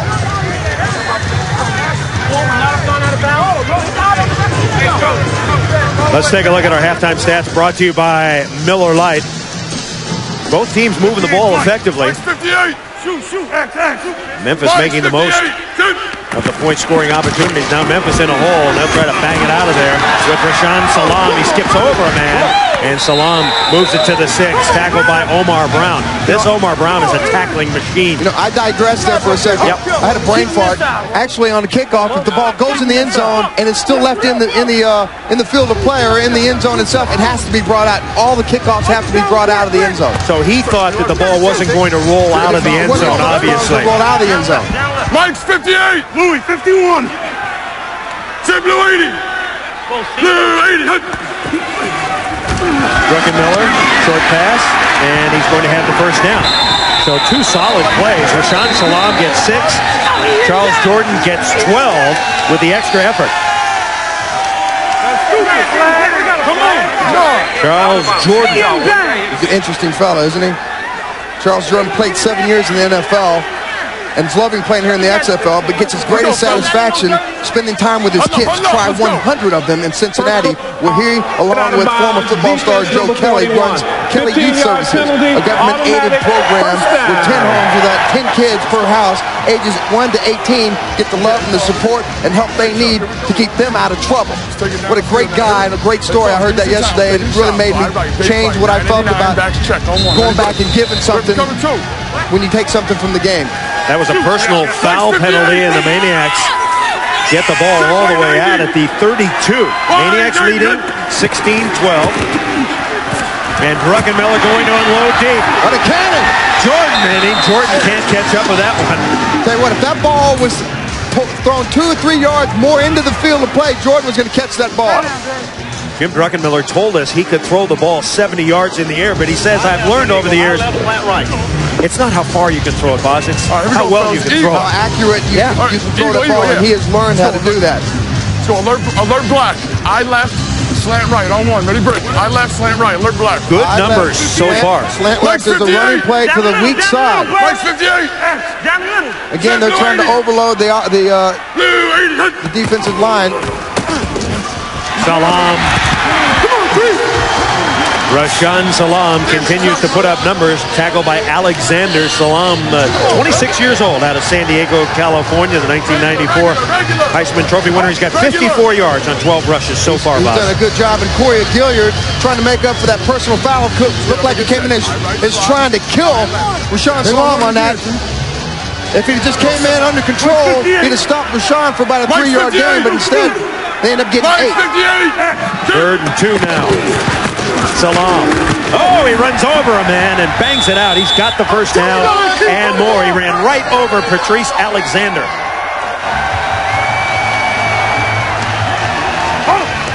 I'm telling you they're running this shit. Who ain't feeling? Hey! Hey!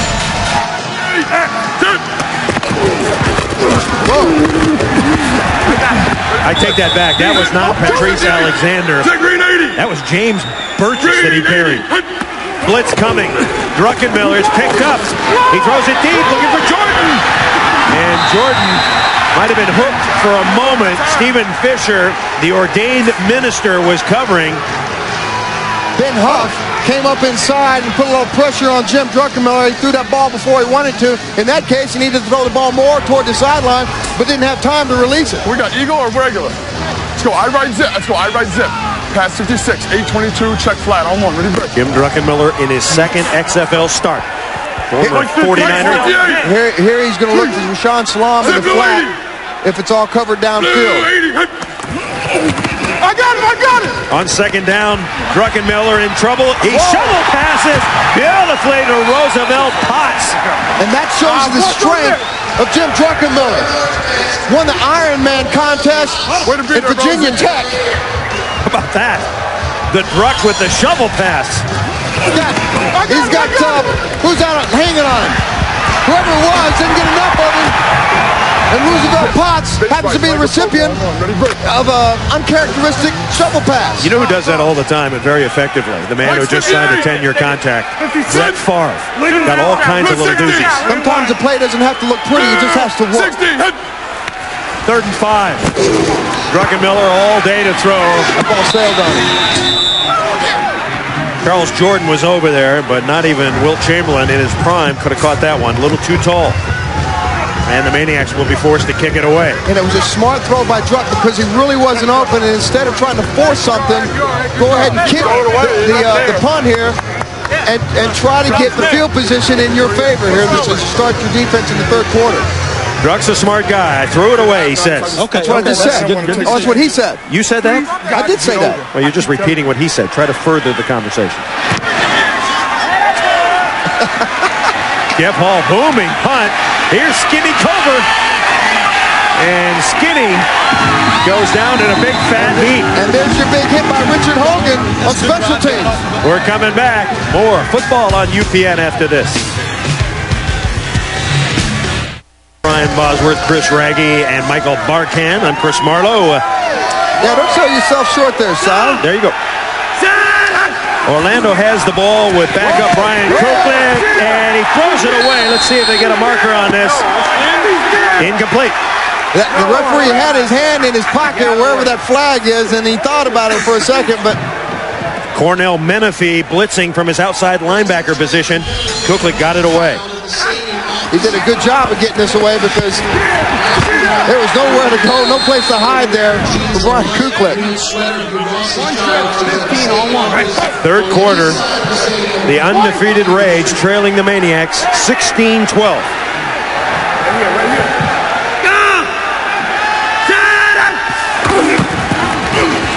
Derek Clark looking for running room, and he does a good job weaving for about 5. Richard Hogan's making the hit along with Shante Carver. I could see the whites of Derek Clark's eyes from up here, and that tells me that he's reading where that defense is flowing to. He's trying to find that little crease, that little crack that'll buy him enough yards, and that only comes from an experienced running back. Roger! 3rd and 3.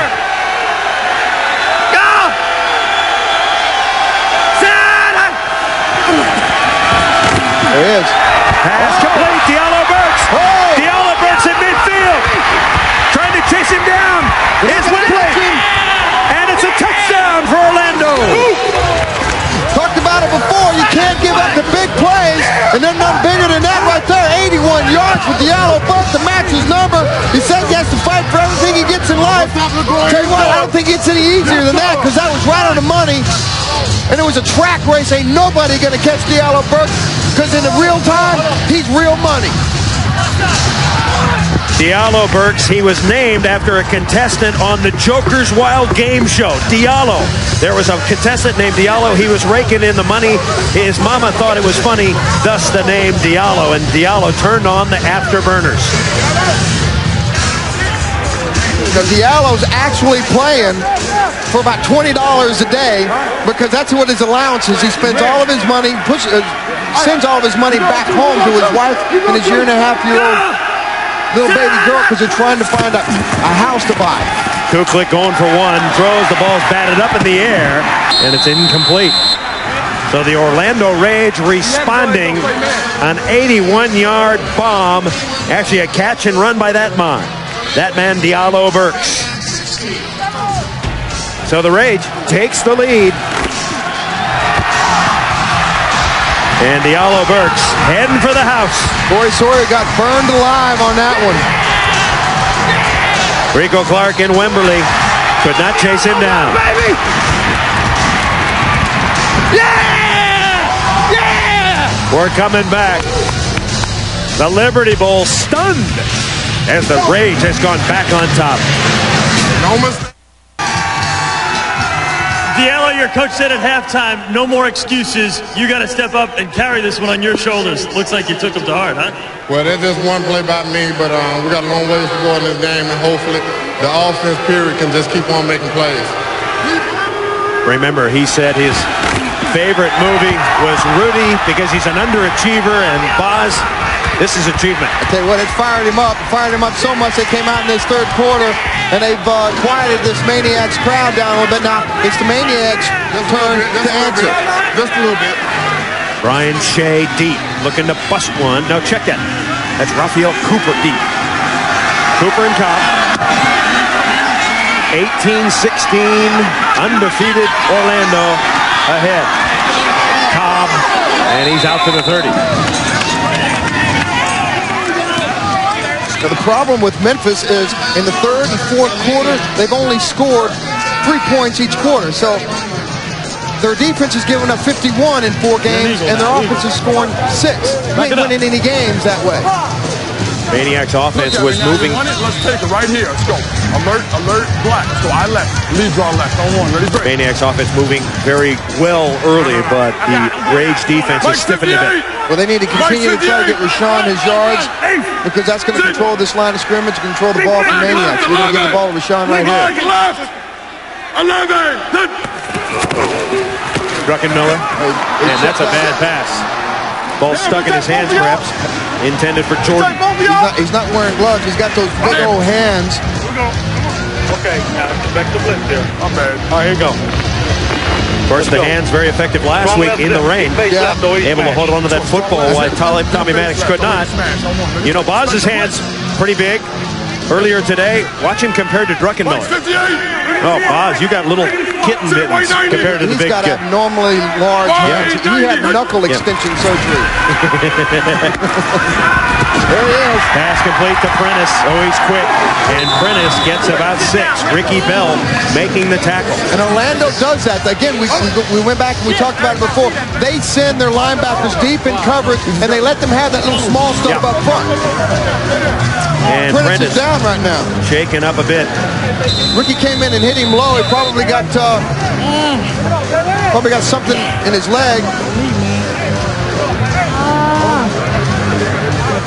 Prentice comes across the middle. Got 5 catches tonight for 44 yards. He's played huge. He does this little drag across the middle, down deep. He's trying to get some extra yards. That was a very innocent-looking play. You know what he got? He got the face mask on the kneecap. And I've had that before, and it's smart because there's a lot of nerves going on in that knee, especially right there at the patella tendon. The problem is, you see his knee is exposed right there. He doesn't have a pad on it. So it's McAheeney got him pads in his pants, and I never understood that when a wide receiver or some of these other guys, they don't wear pads in their pants. Yeah. I know if I was an owner or a coach of a team, I'd start finding guys because now he has to come out of the game. If he's not useful to the Maniax offense, it's because he ain't wearing pads. You were a big believer in padding your pants a little bit all the time, yeah? Dude, I had to have to stuff as much as I could get going. You know, I got to get padding, man. Well, I got you. I got to get padding. You got small hands, you got to have padding. I'm looking for the collision, and I don't want to feel it. Prentice is going off. And that's going to be a blow because he has been the Maniac's most reliable receiver. Bo Morgan checks in as one of the wide receivers, the former quarterback from Air Force. 3rd and 3. He gets a strike, and he gets it right away. Slash. He does it all. He plays a little wide receiver, running back, quarterback, defensive back. He's a return specialist.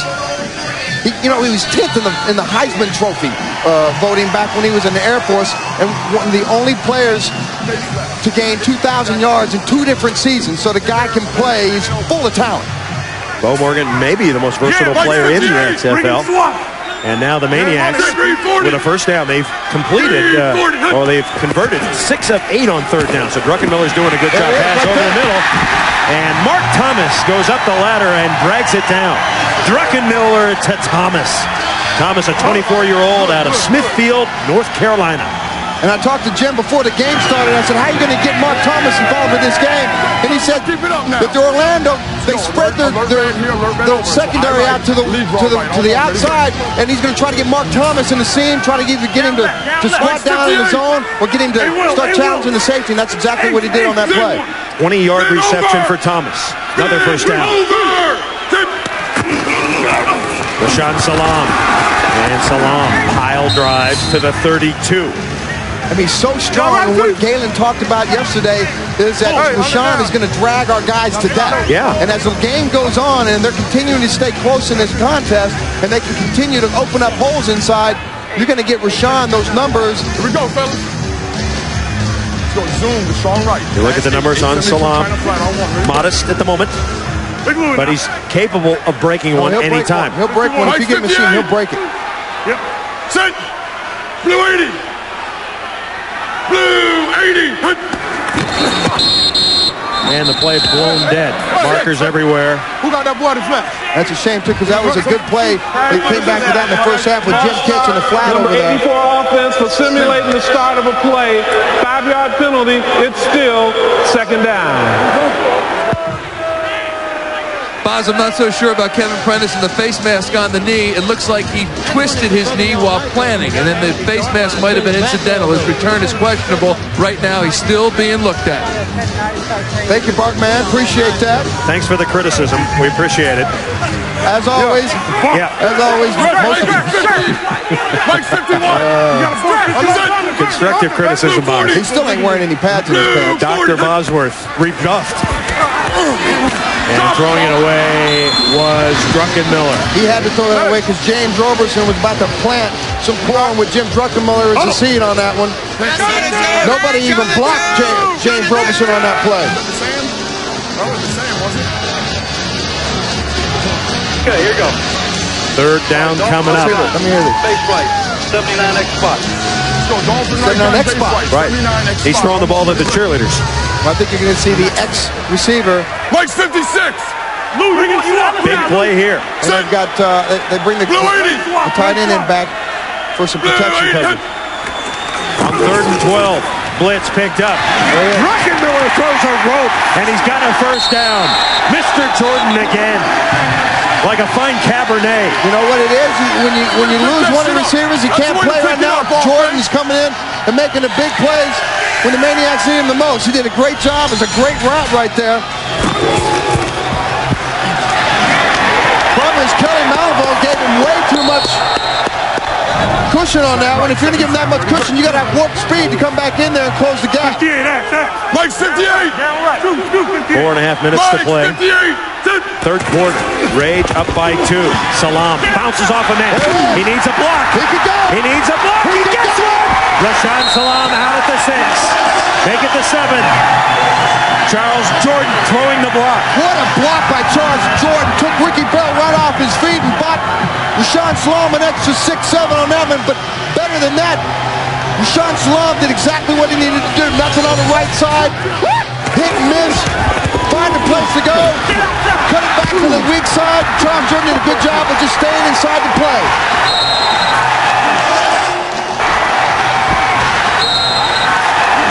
Whoa, he's up high. SALAAM now 78 yards. He got 17 of it on that last play. They're running SALAAM.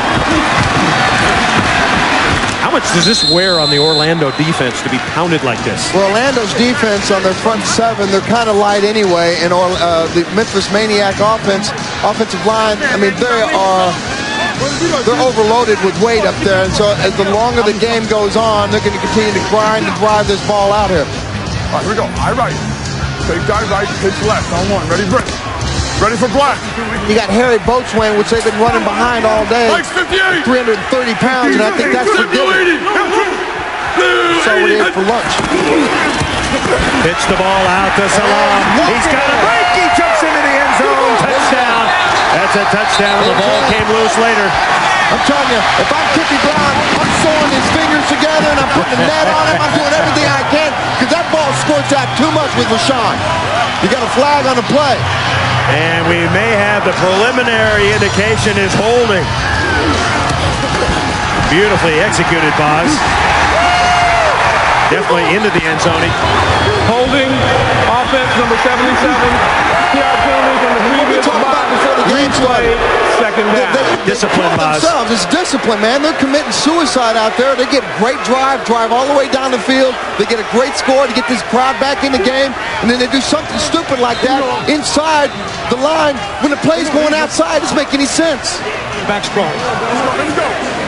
Mike Sheldon was the guilty party, number 77. The ball spotted back at the 16 now, so it's a 2nd and 16. Mike Sheldon's man's not even going to make that play. 590.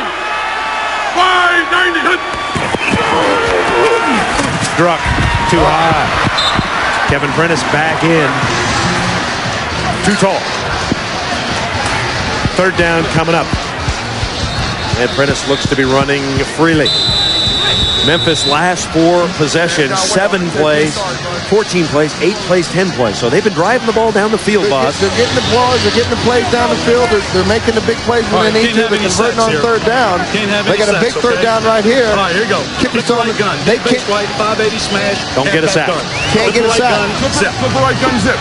Deep face right, 580 smash, halfback dart. On one, ready, break. Now it's technically a 3rd and goal here from the 16. It's a 580 smash. They're going to try to get the ball to RASHAAN and see if they can't get one-on-one coverage here and put a little bit of move, a little dancing. SALAAM is out in the pattern. There he is. Druckenmiller waiting, throws incomplete. SALAAM trying to turn around and get it. He could not. You know what Sean needed to do there is Sean needed to stop and come back. He was trying to read Jim, and Jim was trying to let the play develop, but RASHAAN continued to run. He needs to stop and find that open space inside there. So a big kick here for Kippy Brown's I'll get you in a minute. man, Jeff Hall. Number 7, Jeff Hall is on. I mean, he's gold inside the 35, and that's exactly where this one's coming from. 34-yarder.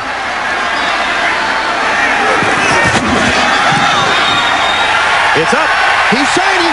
He got it. He's good. And that's 18 carry. Hey!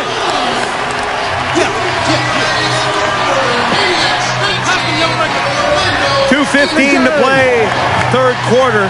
Maniax regain the lead, 19-18.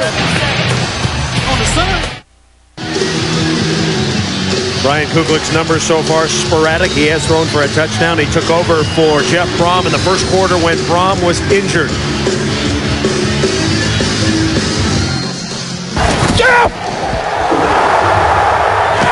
Just spoke with Team Dr. Ronald Brown. He has told me, just got off the phone from the hospital, x-rays have come back clean. There is no fracture. Right now the diagnosis is a concussion and a cervical sprain. But how tough is Jeff Brohm? You need to go cross the street. That's what He is headed back to the field. Do you believe it? Rather than resting, they're putting a neck brace on him, and he is coming back to the field. He wants to catch the end of this game. There's no word on how long, if how long at all, he'll be out. You better hide his uniform, because I know Jeff, he'll try to sneak that sucker on, maybe under a different number, but he'll try to get back on the field. Hey, he wants to come back because we've got a good one going. 2:15 to play. The Maniacs 19, the Rage 18. Maniacs set to kick off. And of course, this is Jeff Hall, known more as a place kicker kickoff man. That one's high and short. Returnable at the 15. Mike Black with a cutback, and he brings it out beyond the 30-yard line. Next Sunday at 4 p.m. on TNN, we have a good game for you. The New Jersey Hitmen will take on the San Francisco Demons. That should be a thriller. Then at 7 p.m. Eastern on UPM, the LA Extreme, which played very well last night, travels to Birmingham to take on the Bolts, who've been struggling a bit. Jerry DiNardo's team, after a good start. We haven't seen the Bolts yet this year. No, we haven't. I'm looking forward to seeing them. They got a lot of interesting players. Brian Shea in the backfield for the first time tonight. Kuklick, he's got some time. Buys some more with a roll. Throws, pass caught. Mario Bailey. And Bailey sidesteps a man. And he's finally dragged down from behind. John Williams. Well, he beat John Williams, and then John Williams comes back and makes the touchdown catch, or tackle there. But John Williams, if he's going to make that play, he's got to make the play. Bottom line, I mean, you got to buy the time. I know it's tough, especially when you get out there on an island and the quarterback can buy the time that Brian bought here. But you either come across the guy's face and try to knock the ball down. If you don't, you hook the backside of him, because if you miss the ball, you at least make the tackle. Kuklick's last 2 passes for 81 and 43 yards. So Orlando on the move, a first down. Brian Shea, the NCAA's all-time, all-purpose runner, has it. And the torpedo barrels right into the line. He's still up. And he flaps his way inside the 20. I mean, Brian Shea is averaging almost 9 yards per carry. The guy's a wrestler. He's an All-American wrestler in high school. And he's always had the Doug Flutie label. He's 5'8", 210 pounds. Everybody said he has been too small to play football. He says, I'm not too small. I'm short, but I am a good player. And he, once again, the all-time NCAA leader, all division in all-purpose yards. There he goes again, and Shea pops through the middle. Because he's small, we talked to him yesterday. You had to cut it back. And I asked him, I said, what shape are your marbles? He looked at me kind of strange, and I realized that they're like square, triangular, they're definitely not round. And the reason for that is because he's so small, he liked defense first. He plays with a very defensive mentality. He's out there trying to tap people and use his size as an advantage. Was a linebacker in high school in Paola, Kansas. Wants to be an FBI agent one day. You know, there was one light in Paola, Kansas when he was growing up. Timeout on the field as Memphis leads by 1.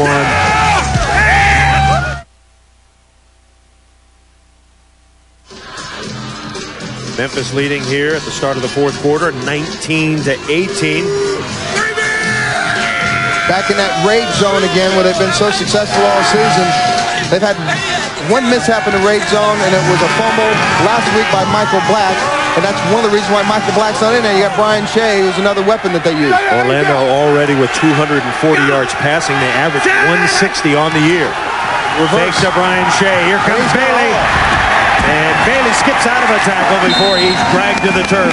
Dante Carver did a great job. By Kevin Cobb, number 25. Big speed on Shante Carver's behalf. I mean, that's a big man moving on a little guy like Mario Bailey. He strung him out enough to where he could get his help to come up and help him out and make the play. Tornado. We have a shootout here at the Liberty Bowl. Definitely offensive, over 500 yards, working on 600. Go! That's where he went with 600. Brian Shea. And we've got a marker down in the backfield. Marker was thrown as Shea looked to pick up 5. And it's going against the Rage. Once again, the Rage, the highest scoring team in the XFL, averaging 26 points. Maniax, as they move the ball up and down the field, average just 12 points, but the number 1 team in total offense. Let's get the call.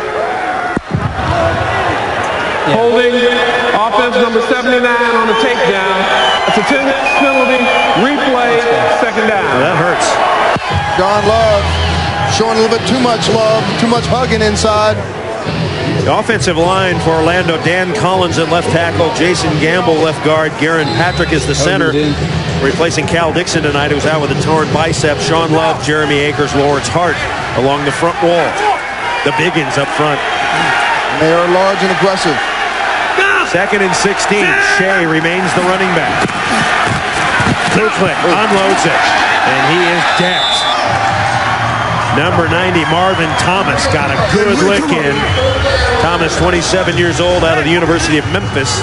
A lot of Memphis guys on this Memphis roster, Boz.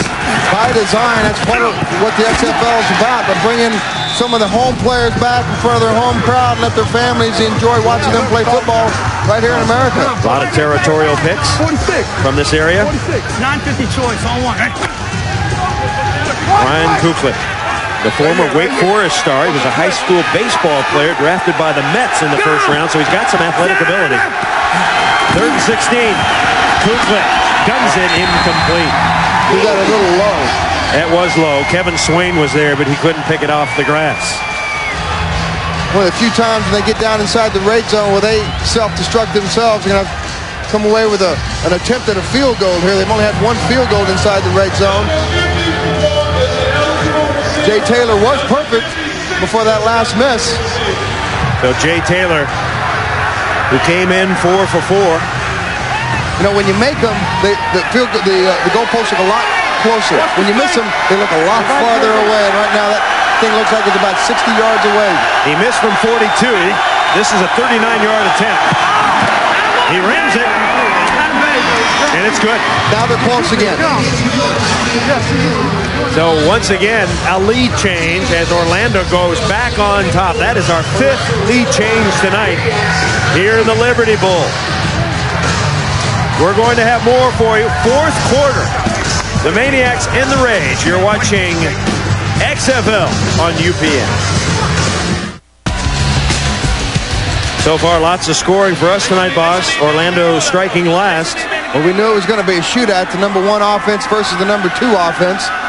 something has to give, and at least there's a lot of scoring, a lot of big plays. 21-19, the Rage trying to stay undefeated. The Maniacs trying to win their first game at home this year. Kevin Cobb.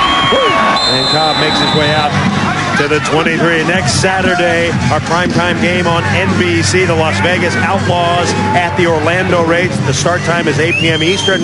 And I really like Jim Ross, Jesse Ventura, and Mike Adamle as a team, the threesome. Adamle has brought a little spice to the booth. You like that?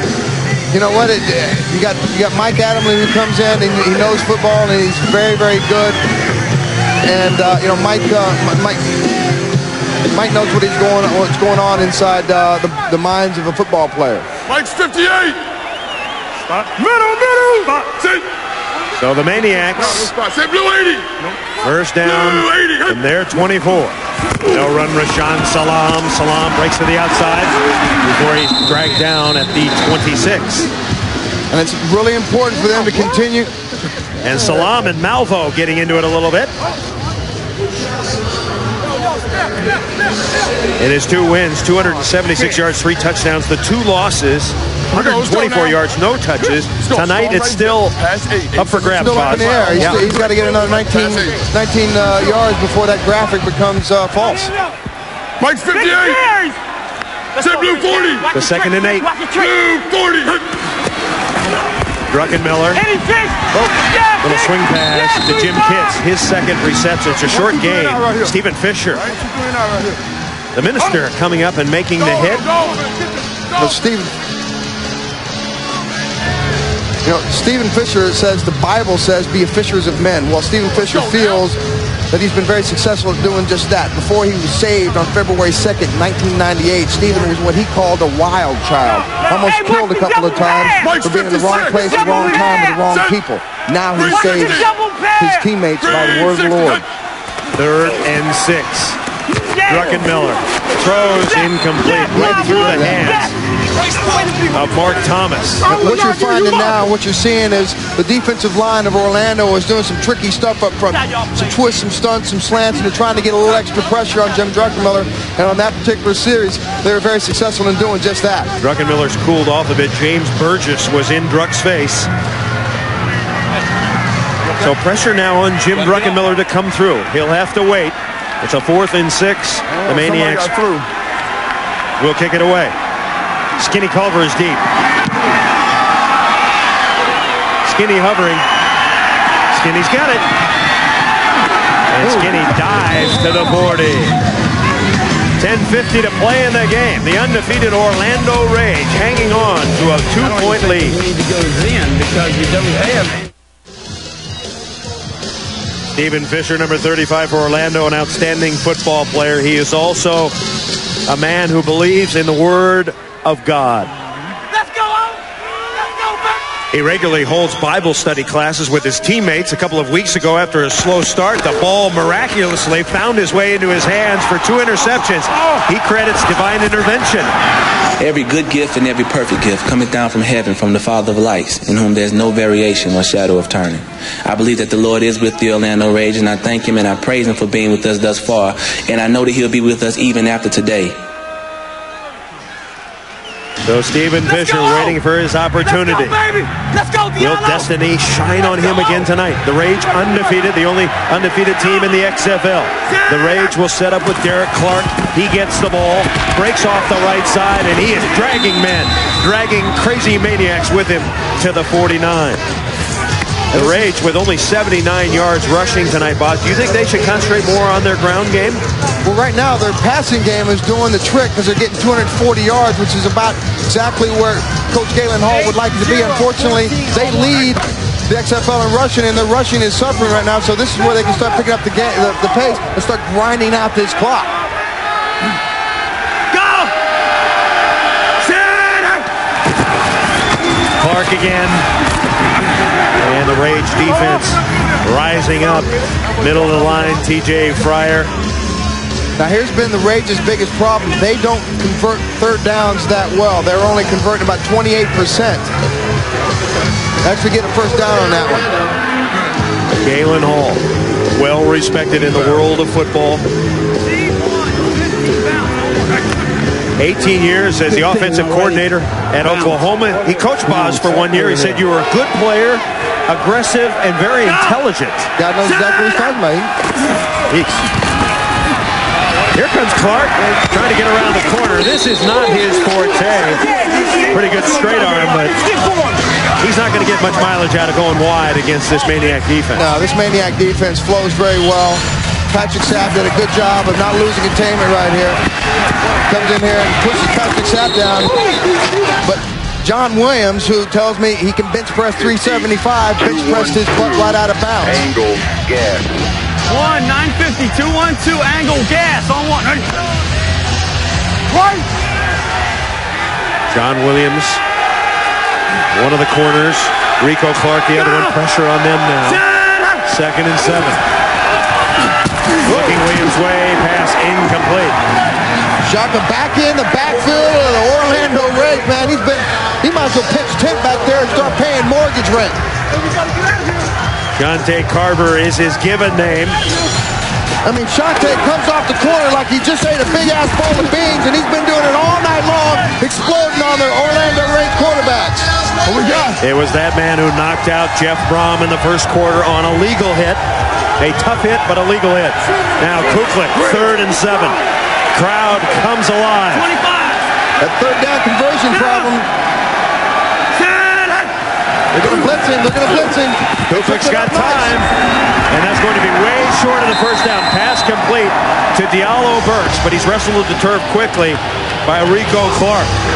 Rico Clark shares the team lead with tackles at 20, but Rico did a great job of just making the play right there and trying to get his offense the ball back here with 8:20 left to play in the game. They got a long field to go. Got to step up. Got to step up. Got a hot route. Rico Clark making the play, punting situation. Snap is high. Remember, it's a live ball. Kevin Prentice, and he is nailed at the 13. James Burgess getting down there. This has been a game of a lot of big plays, scoring, and big hits. Take a listen.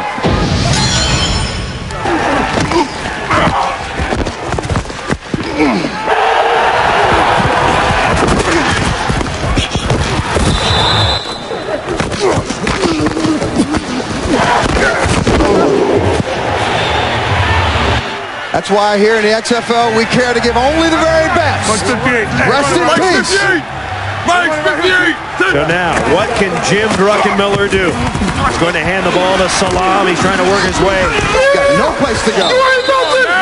Still, he gets a couple. Someone barking down there. It might be Alexander. That's James Burgess. He's got that Miami of Florida. He ain't got nothing, and he ain't going to get nothing as long as James Burgess. Respect. It's funny, that's exactly what RASHAAN said last week about the LA defense. He didn't respect them. I guarantee you right now, James Burgess is going to make him respect this Orlando defense. The Rage's leading tackler. 6'33". 2nd and 9, he got a yard. Fake to SALAAM.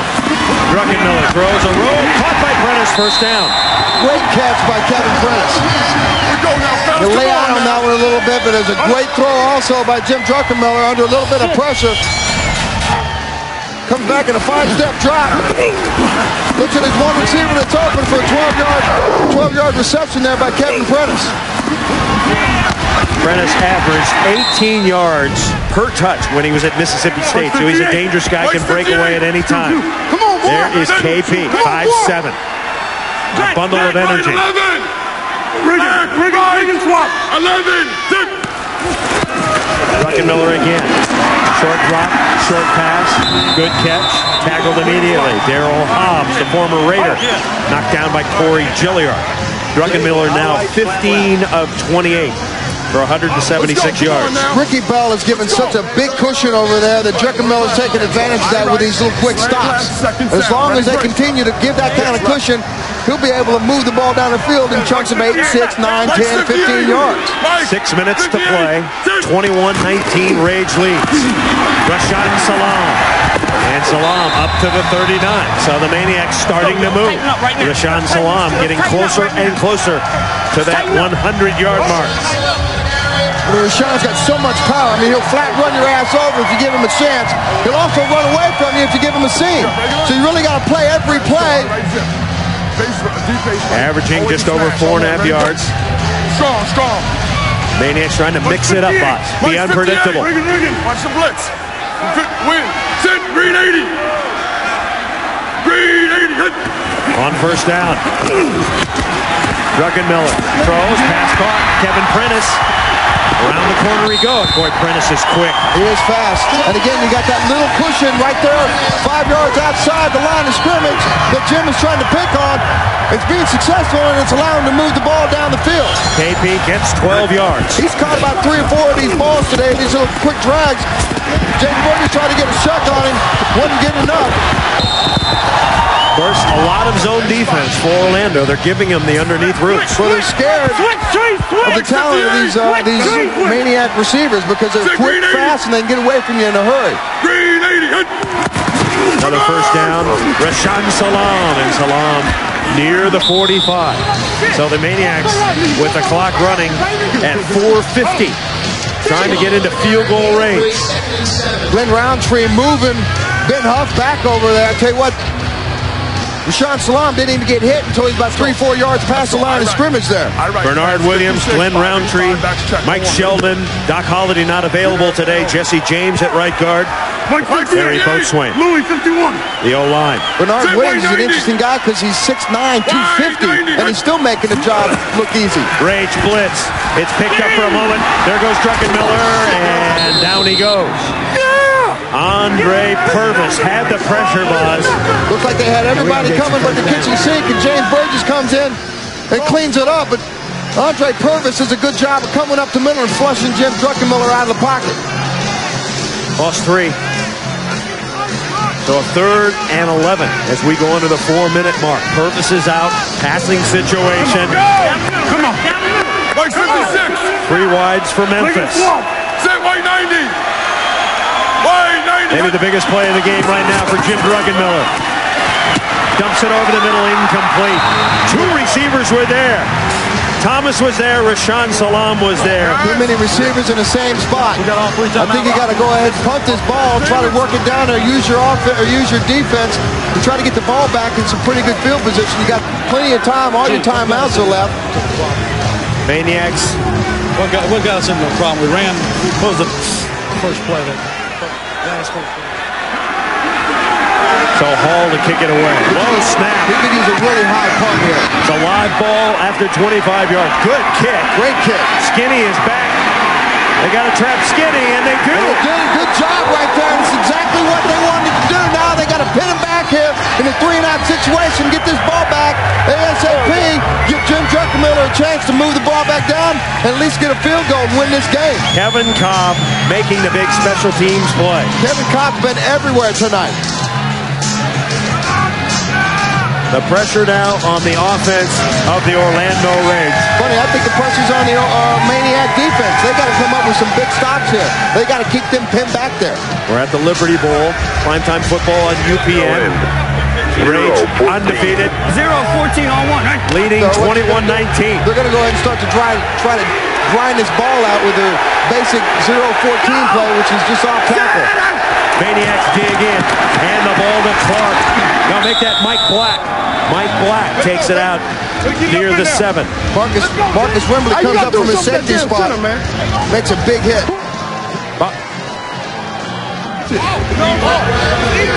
How long do you let it run before you start calling your 3 timeouts, boss?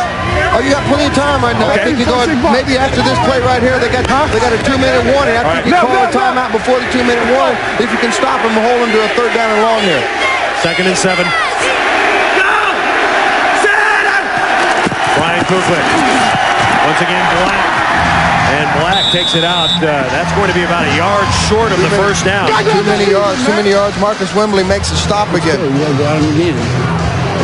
2:08, 2:07, clock counting down. It's going to be a 3rd and 1. So they're going to let it run to the 2-minute warning. And we're going to take a quick break. We're coming back. The Rage leading 21-19.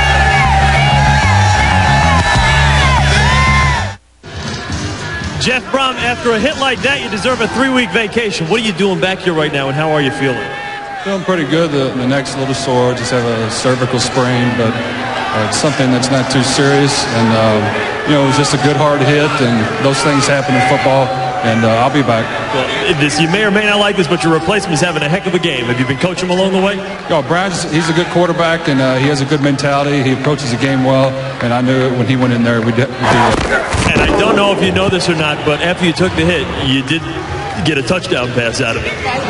That helped the injury a little bit. It helped soften the blow, so to speak. So Jeff Brohm back on the field. Shante Carver delivered the hit, and now Shante has to get his defense ready. 3rd and 1. He needs to deliver one more big hit, get this ball back in the Maniacs' offensive hands. The Orlando Rage with 2 minutes to play. Mike Black is the running back. They hand it to Black, and he's hit. And it's going to be very close. He may have gotten it with forward lean. Did he get it? Hogan's was there. Bring it in. Let's see where they mark it. Oh, that was not a good mark, Boz. That's a Maniac mark right there. Let's see. It's going to be extremely close. That's going to be really close right there. What do you say, Boz? You've got good vision. I think he's short. It looks like he's short. I say he's short from the other side. But if you're going to say he's short, I'm going to say he's got it. That's the kind of guy I am. Oh, man. Ted, that's only a 9-foot chain, though. Or yards, whatever you play football in. You got sand in the brain, dude. You got that volleyball thing happening. Sorry. Right now. Just keep rubbing on me, dude. You'll get it. You'll get it soon. By the end of the season, you have it all down. 1st down now. 0-14 back. Now the Rage forced to spend their timeouts. The Maniacs, excuse me. Maniacs with 3 timeouts left. They got to stop him here. You all right? They're going to let this clock run all the way down. This is a sign of a good quarterback.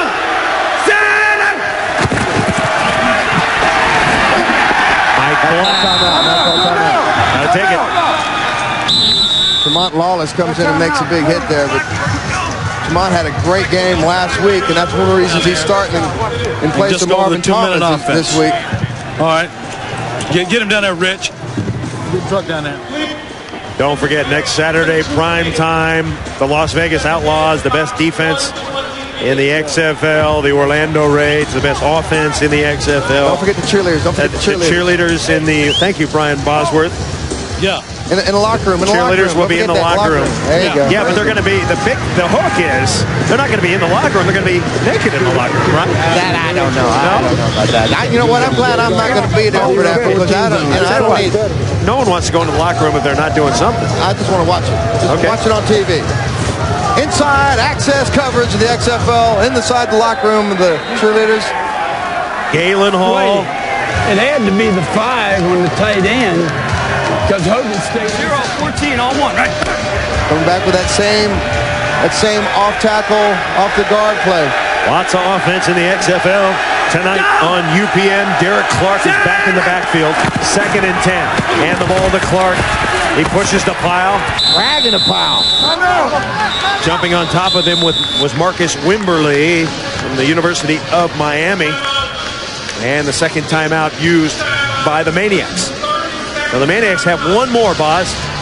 And if they can hold them on this play,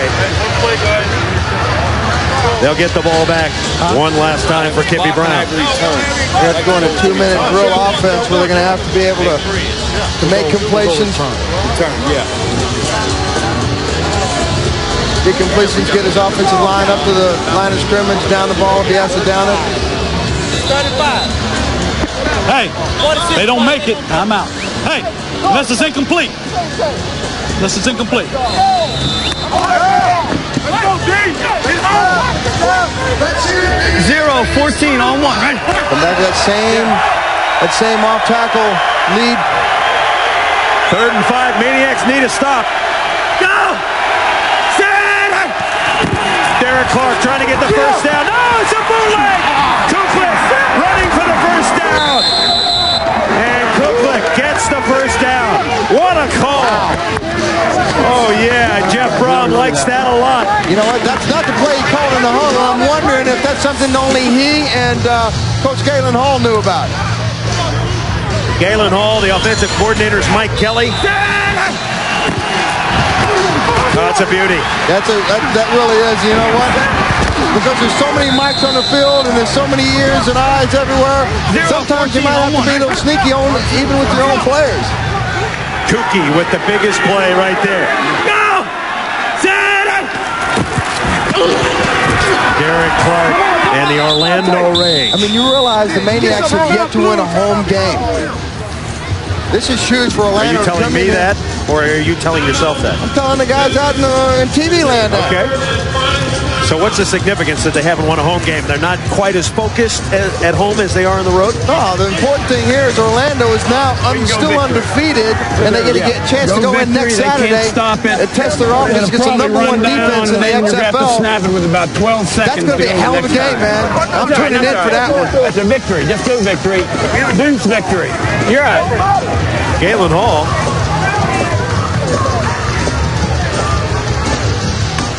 Jeff Brohm knocked out of the game in the first quarter. And you know what? The production didn't fall off that much in production. Kuklick really believes in what he can do. Galen Hall believes in what Kuklick can do. Now this Orlando offense believes in what Kuklick can do. It'll be interesting next week as they start lighting up the fire of the Las Vegas Outlaws. Maniacs are out of timeouts, and the Rage will take the knee.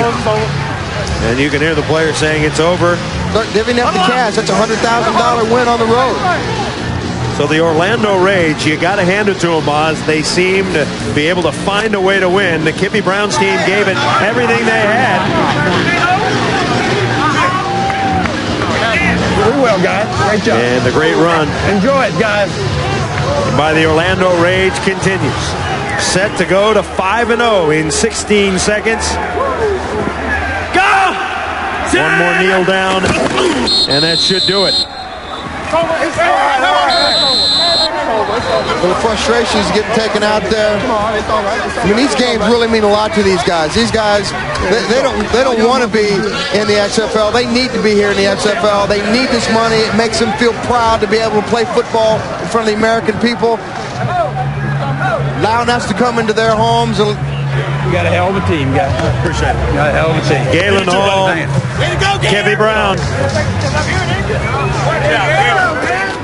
Good job. Right, the winning quarterback, Brian Kuklick, I'll tell you, had back-to-back completions, one for 81 yards, another for 43, but probably no bigger play than that bootleg at the end of the game. Yeah, that was big. We needed one first down, and we could run out the clock, so they told me to keep it, and I did. I just got down after I got the first down. It's tough when your starting quarterback goes down, but you come in and you perform like you've been in that position all season. Yeah, you know, I've practiced like I was a starter, and the guys have confidence in me, so I just had to come out and play. On that 3rd and 5, 0-14 was the call. Was the bootleg, was that a secret between you and Galen, or was that the play call? Yeah, it's the only person in the huddle that knew I was going to keep it was me, and, you know, it worked out, so. Now, Jeff is back on the sideline. He says he's feeling good. Good to see him back. Yeah, it's great. That was a rough hit, and, you know, we weren't sure how it was going to be, but I hope he's all right. You guys are 5-0. You've never had the taste of a paycheck on the short end of the stick. This feels pretty good, huh? It feels great, man. Keep those bonus checks coming. Another star is born tonight in the XFL. Brian Kuklick. No. Coming off the bench for Jeff Brohm, Brian Kuklick. He plays well, 8 of 19, 2 touchdowns for 207 yards and a touchdown, and of course the big bootleg.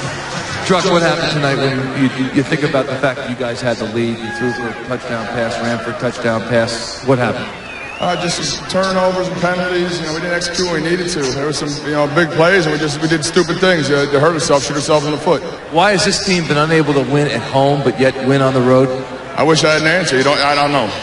It's something we got to take a hard look at because we're playing well at times, we're just not playing consistent. And also, it looked like you had a chance to put your foot on their throats, and you just didn't do it as a team. You continue to be. It's tough in the second half for you guys. It's not a lack of trying. Maybe it's just a mental state of mind we need to get in. But something. Like I said, we got to go back and look. Thanks, guys. Coach Hall, 5-0. You hate to talk about the perfect season, but you're well on your way. Well, we got 5. We got to try to get 6 next Saturday night against Vegas. It'll be a tough game. This is an extremely tough game. Memphis has a really good football team. I've said all along, everyone's equal in this league, and I think that's what's going to come down to. You've got the premier matchup versus Vegas next week. They lost to Chicago today. Does that affect your thinking towards preparing? Not at all. They're the top team out there, and they're coming to town, so we've got to get ready to play. Coach, you got a little sneaky with us there on that bootleg at the end. I know we got cameras and microphones everywhere, but you had a little something covert going on there. Well, what happened, they were inside, a very tough defense to run against, and, Brian's a good enough athlete, and he made a great play on it. Can you believe the hit your starting quarterback took in the first half? He got a couple of them, and not happy about that. I mean, they were good in legal shot. The one that knocked him out was Jeff's a tough kid, and he'll be back. Coach Galen Hull and his Orlando Rage, a perfect 5-0. Halfway towards an undefeated regular season, the Rage wins it 21-19. We'll be back. The updated XFL standings in the Eastern Division. Orlando continues undefeated at 5-0. Birmingham, with a loss this weekend, drops to 2-3. New York, New Jersey got a loss, 1-4. Chicago gets its first win of the season, 1-4. In the West, it's a battle. Las Vegas, Los Angeles, San Francisco, all 3-2. Memphis, however, misses a big opportunity. Brian Bosworth.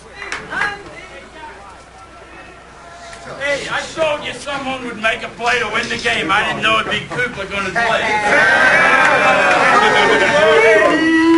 Congratulations, everybody. If you stay like you are, stay together, guys. That's going to be a damn tough-ass time for someone to come and beat us.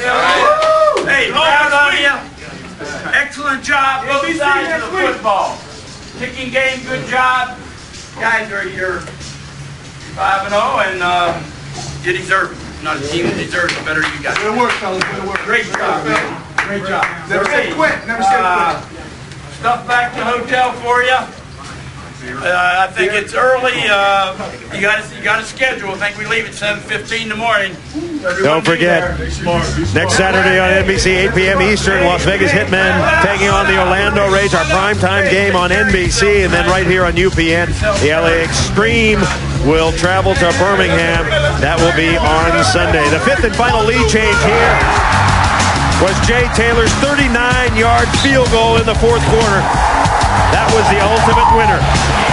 It was a battle, no question about it. They both came to play. One has to leave a winner, one has to leave a loser. Orlando continues undefeated. We hope you enjoyed it from the Liberty Bowl. For Brian Bosworth, Michael Barkan, and Chris Raggy, I'm Chris Marlowe saying so long from Memphis, Tennessee. Yeah! Orlando continues its roll.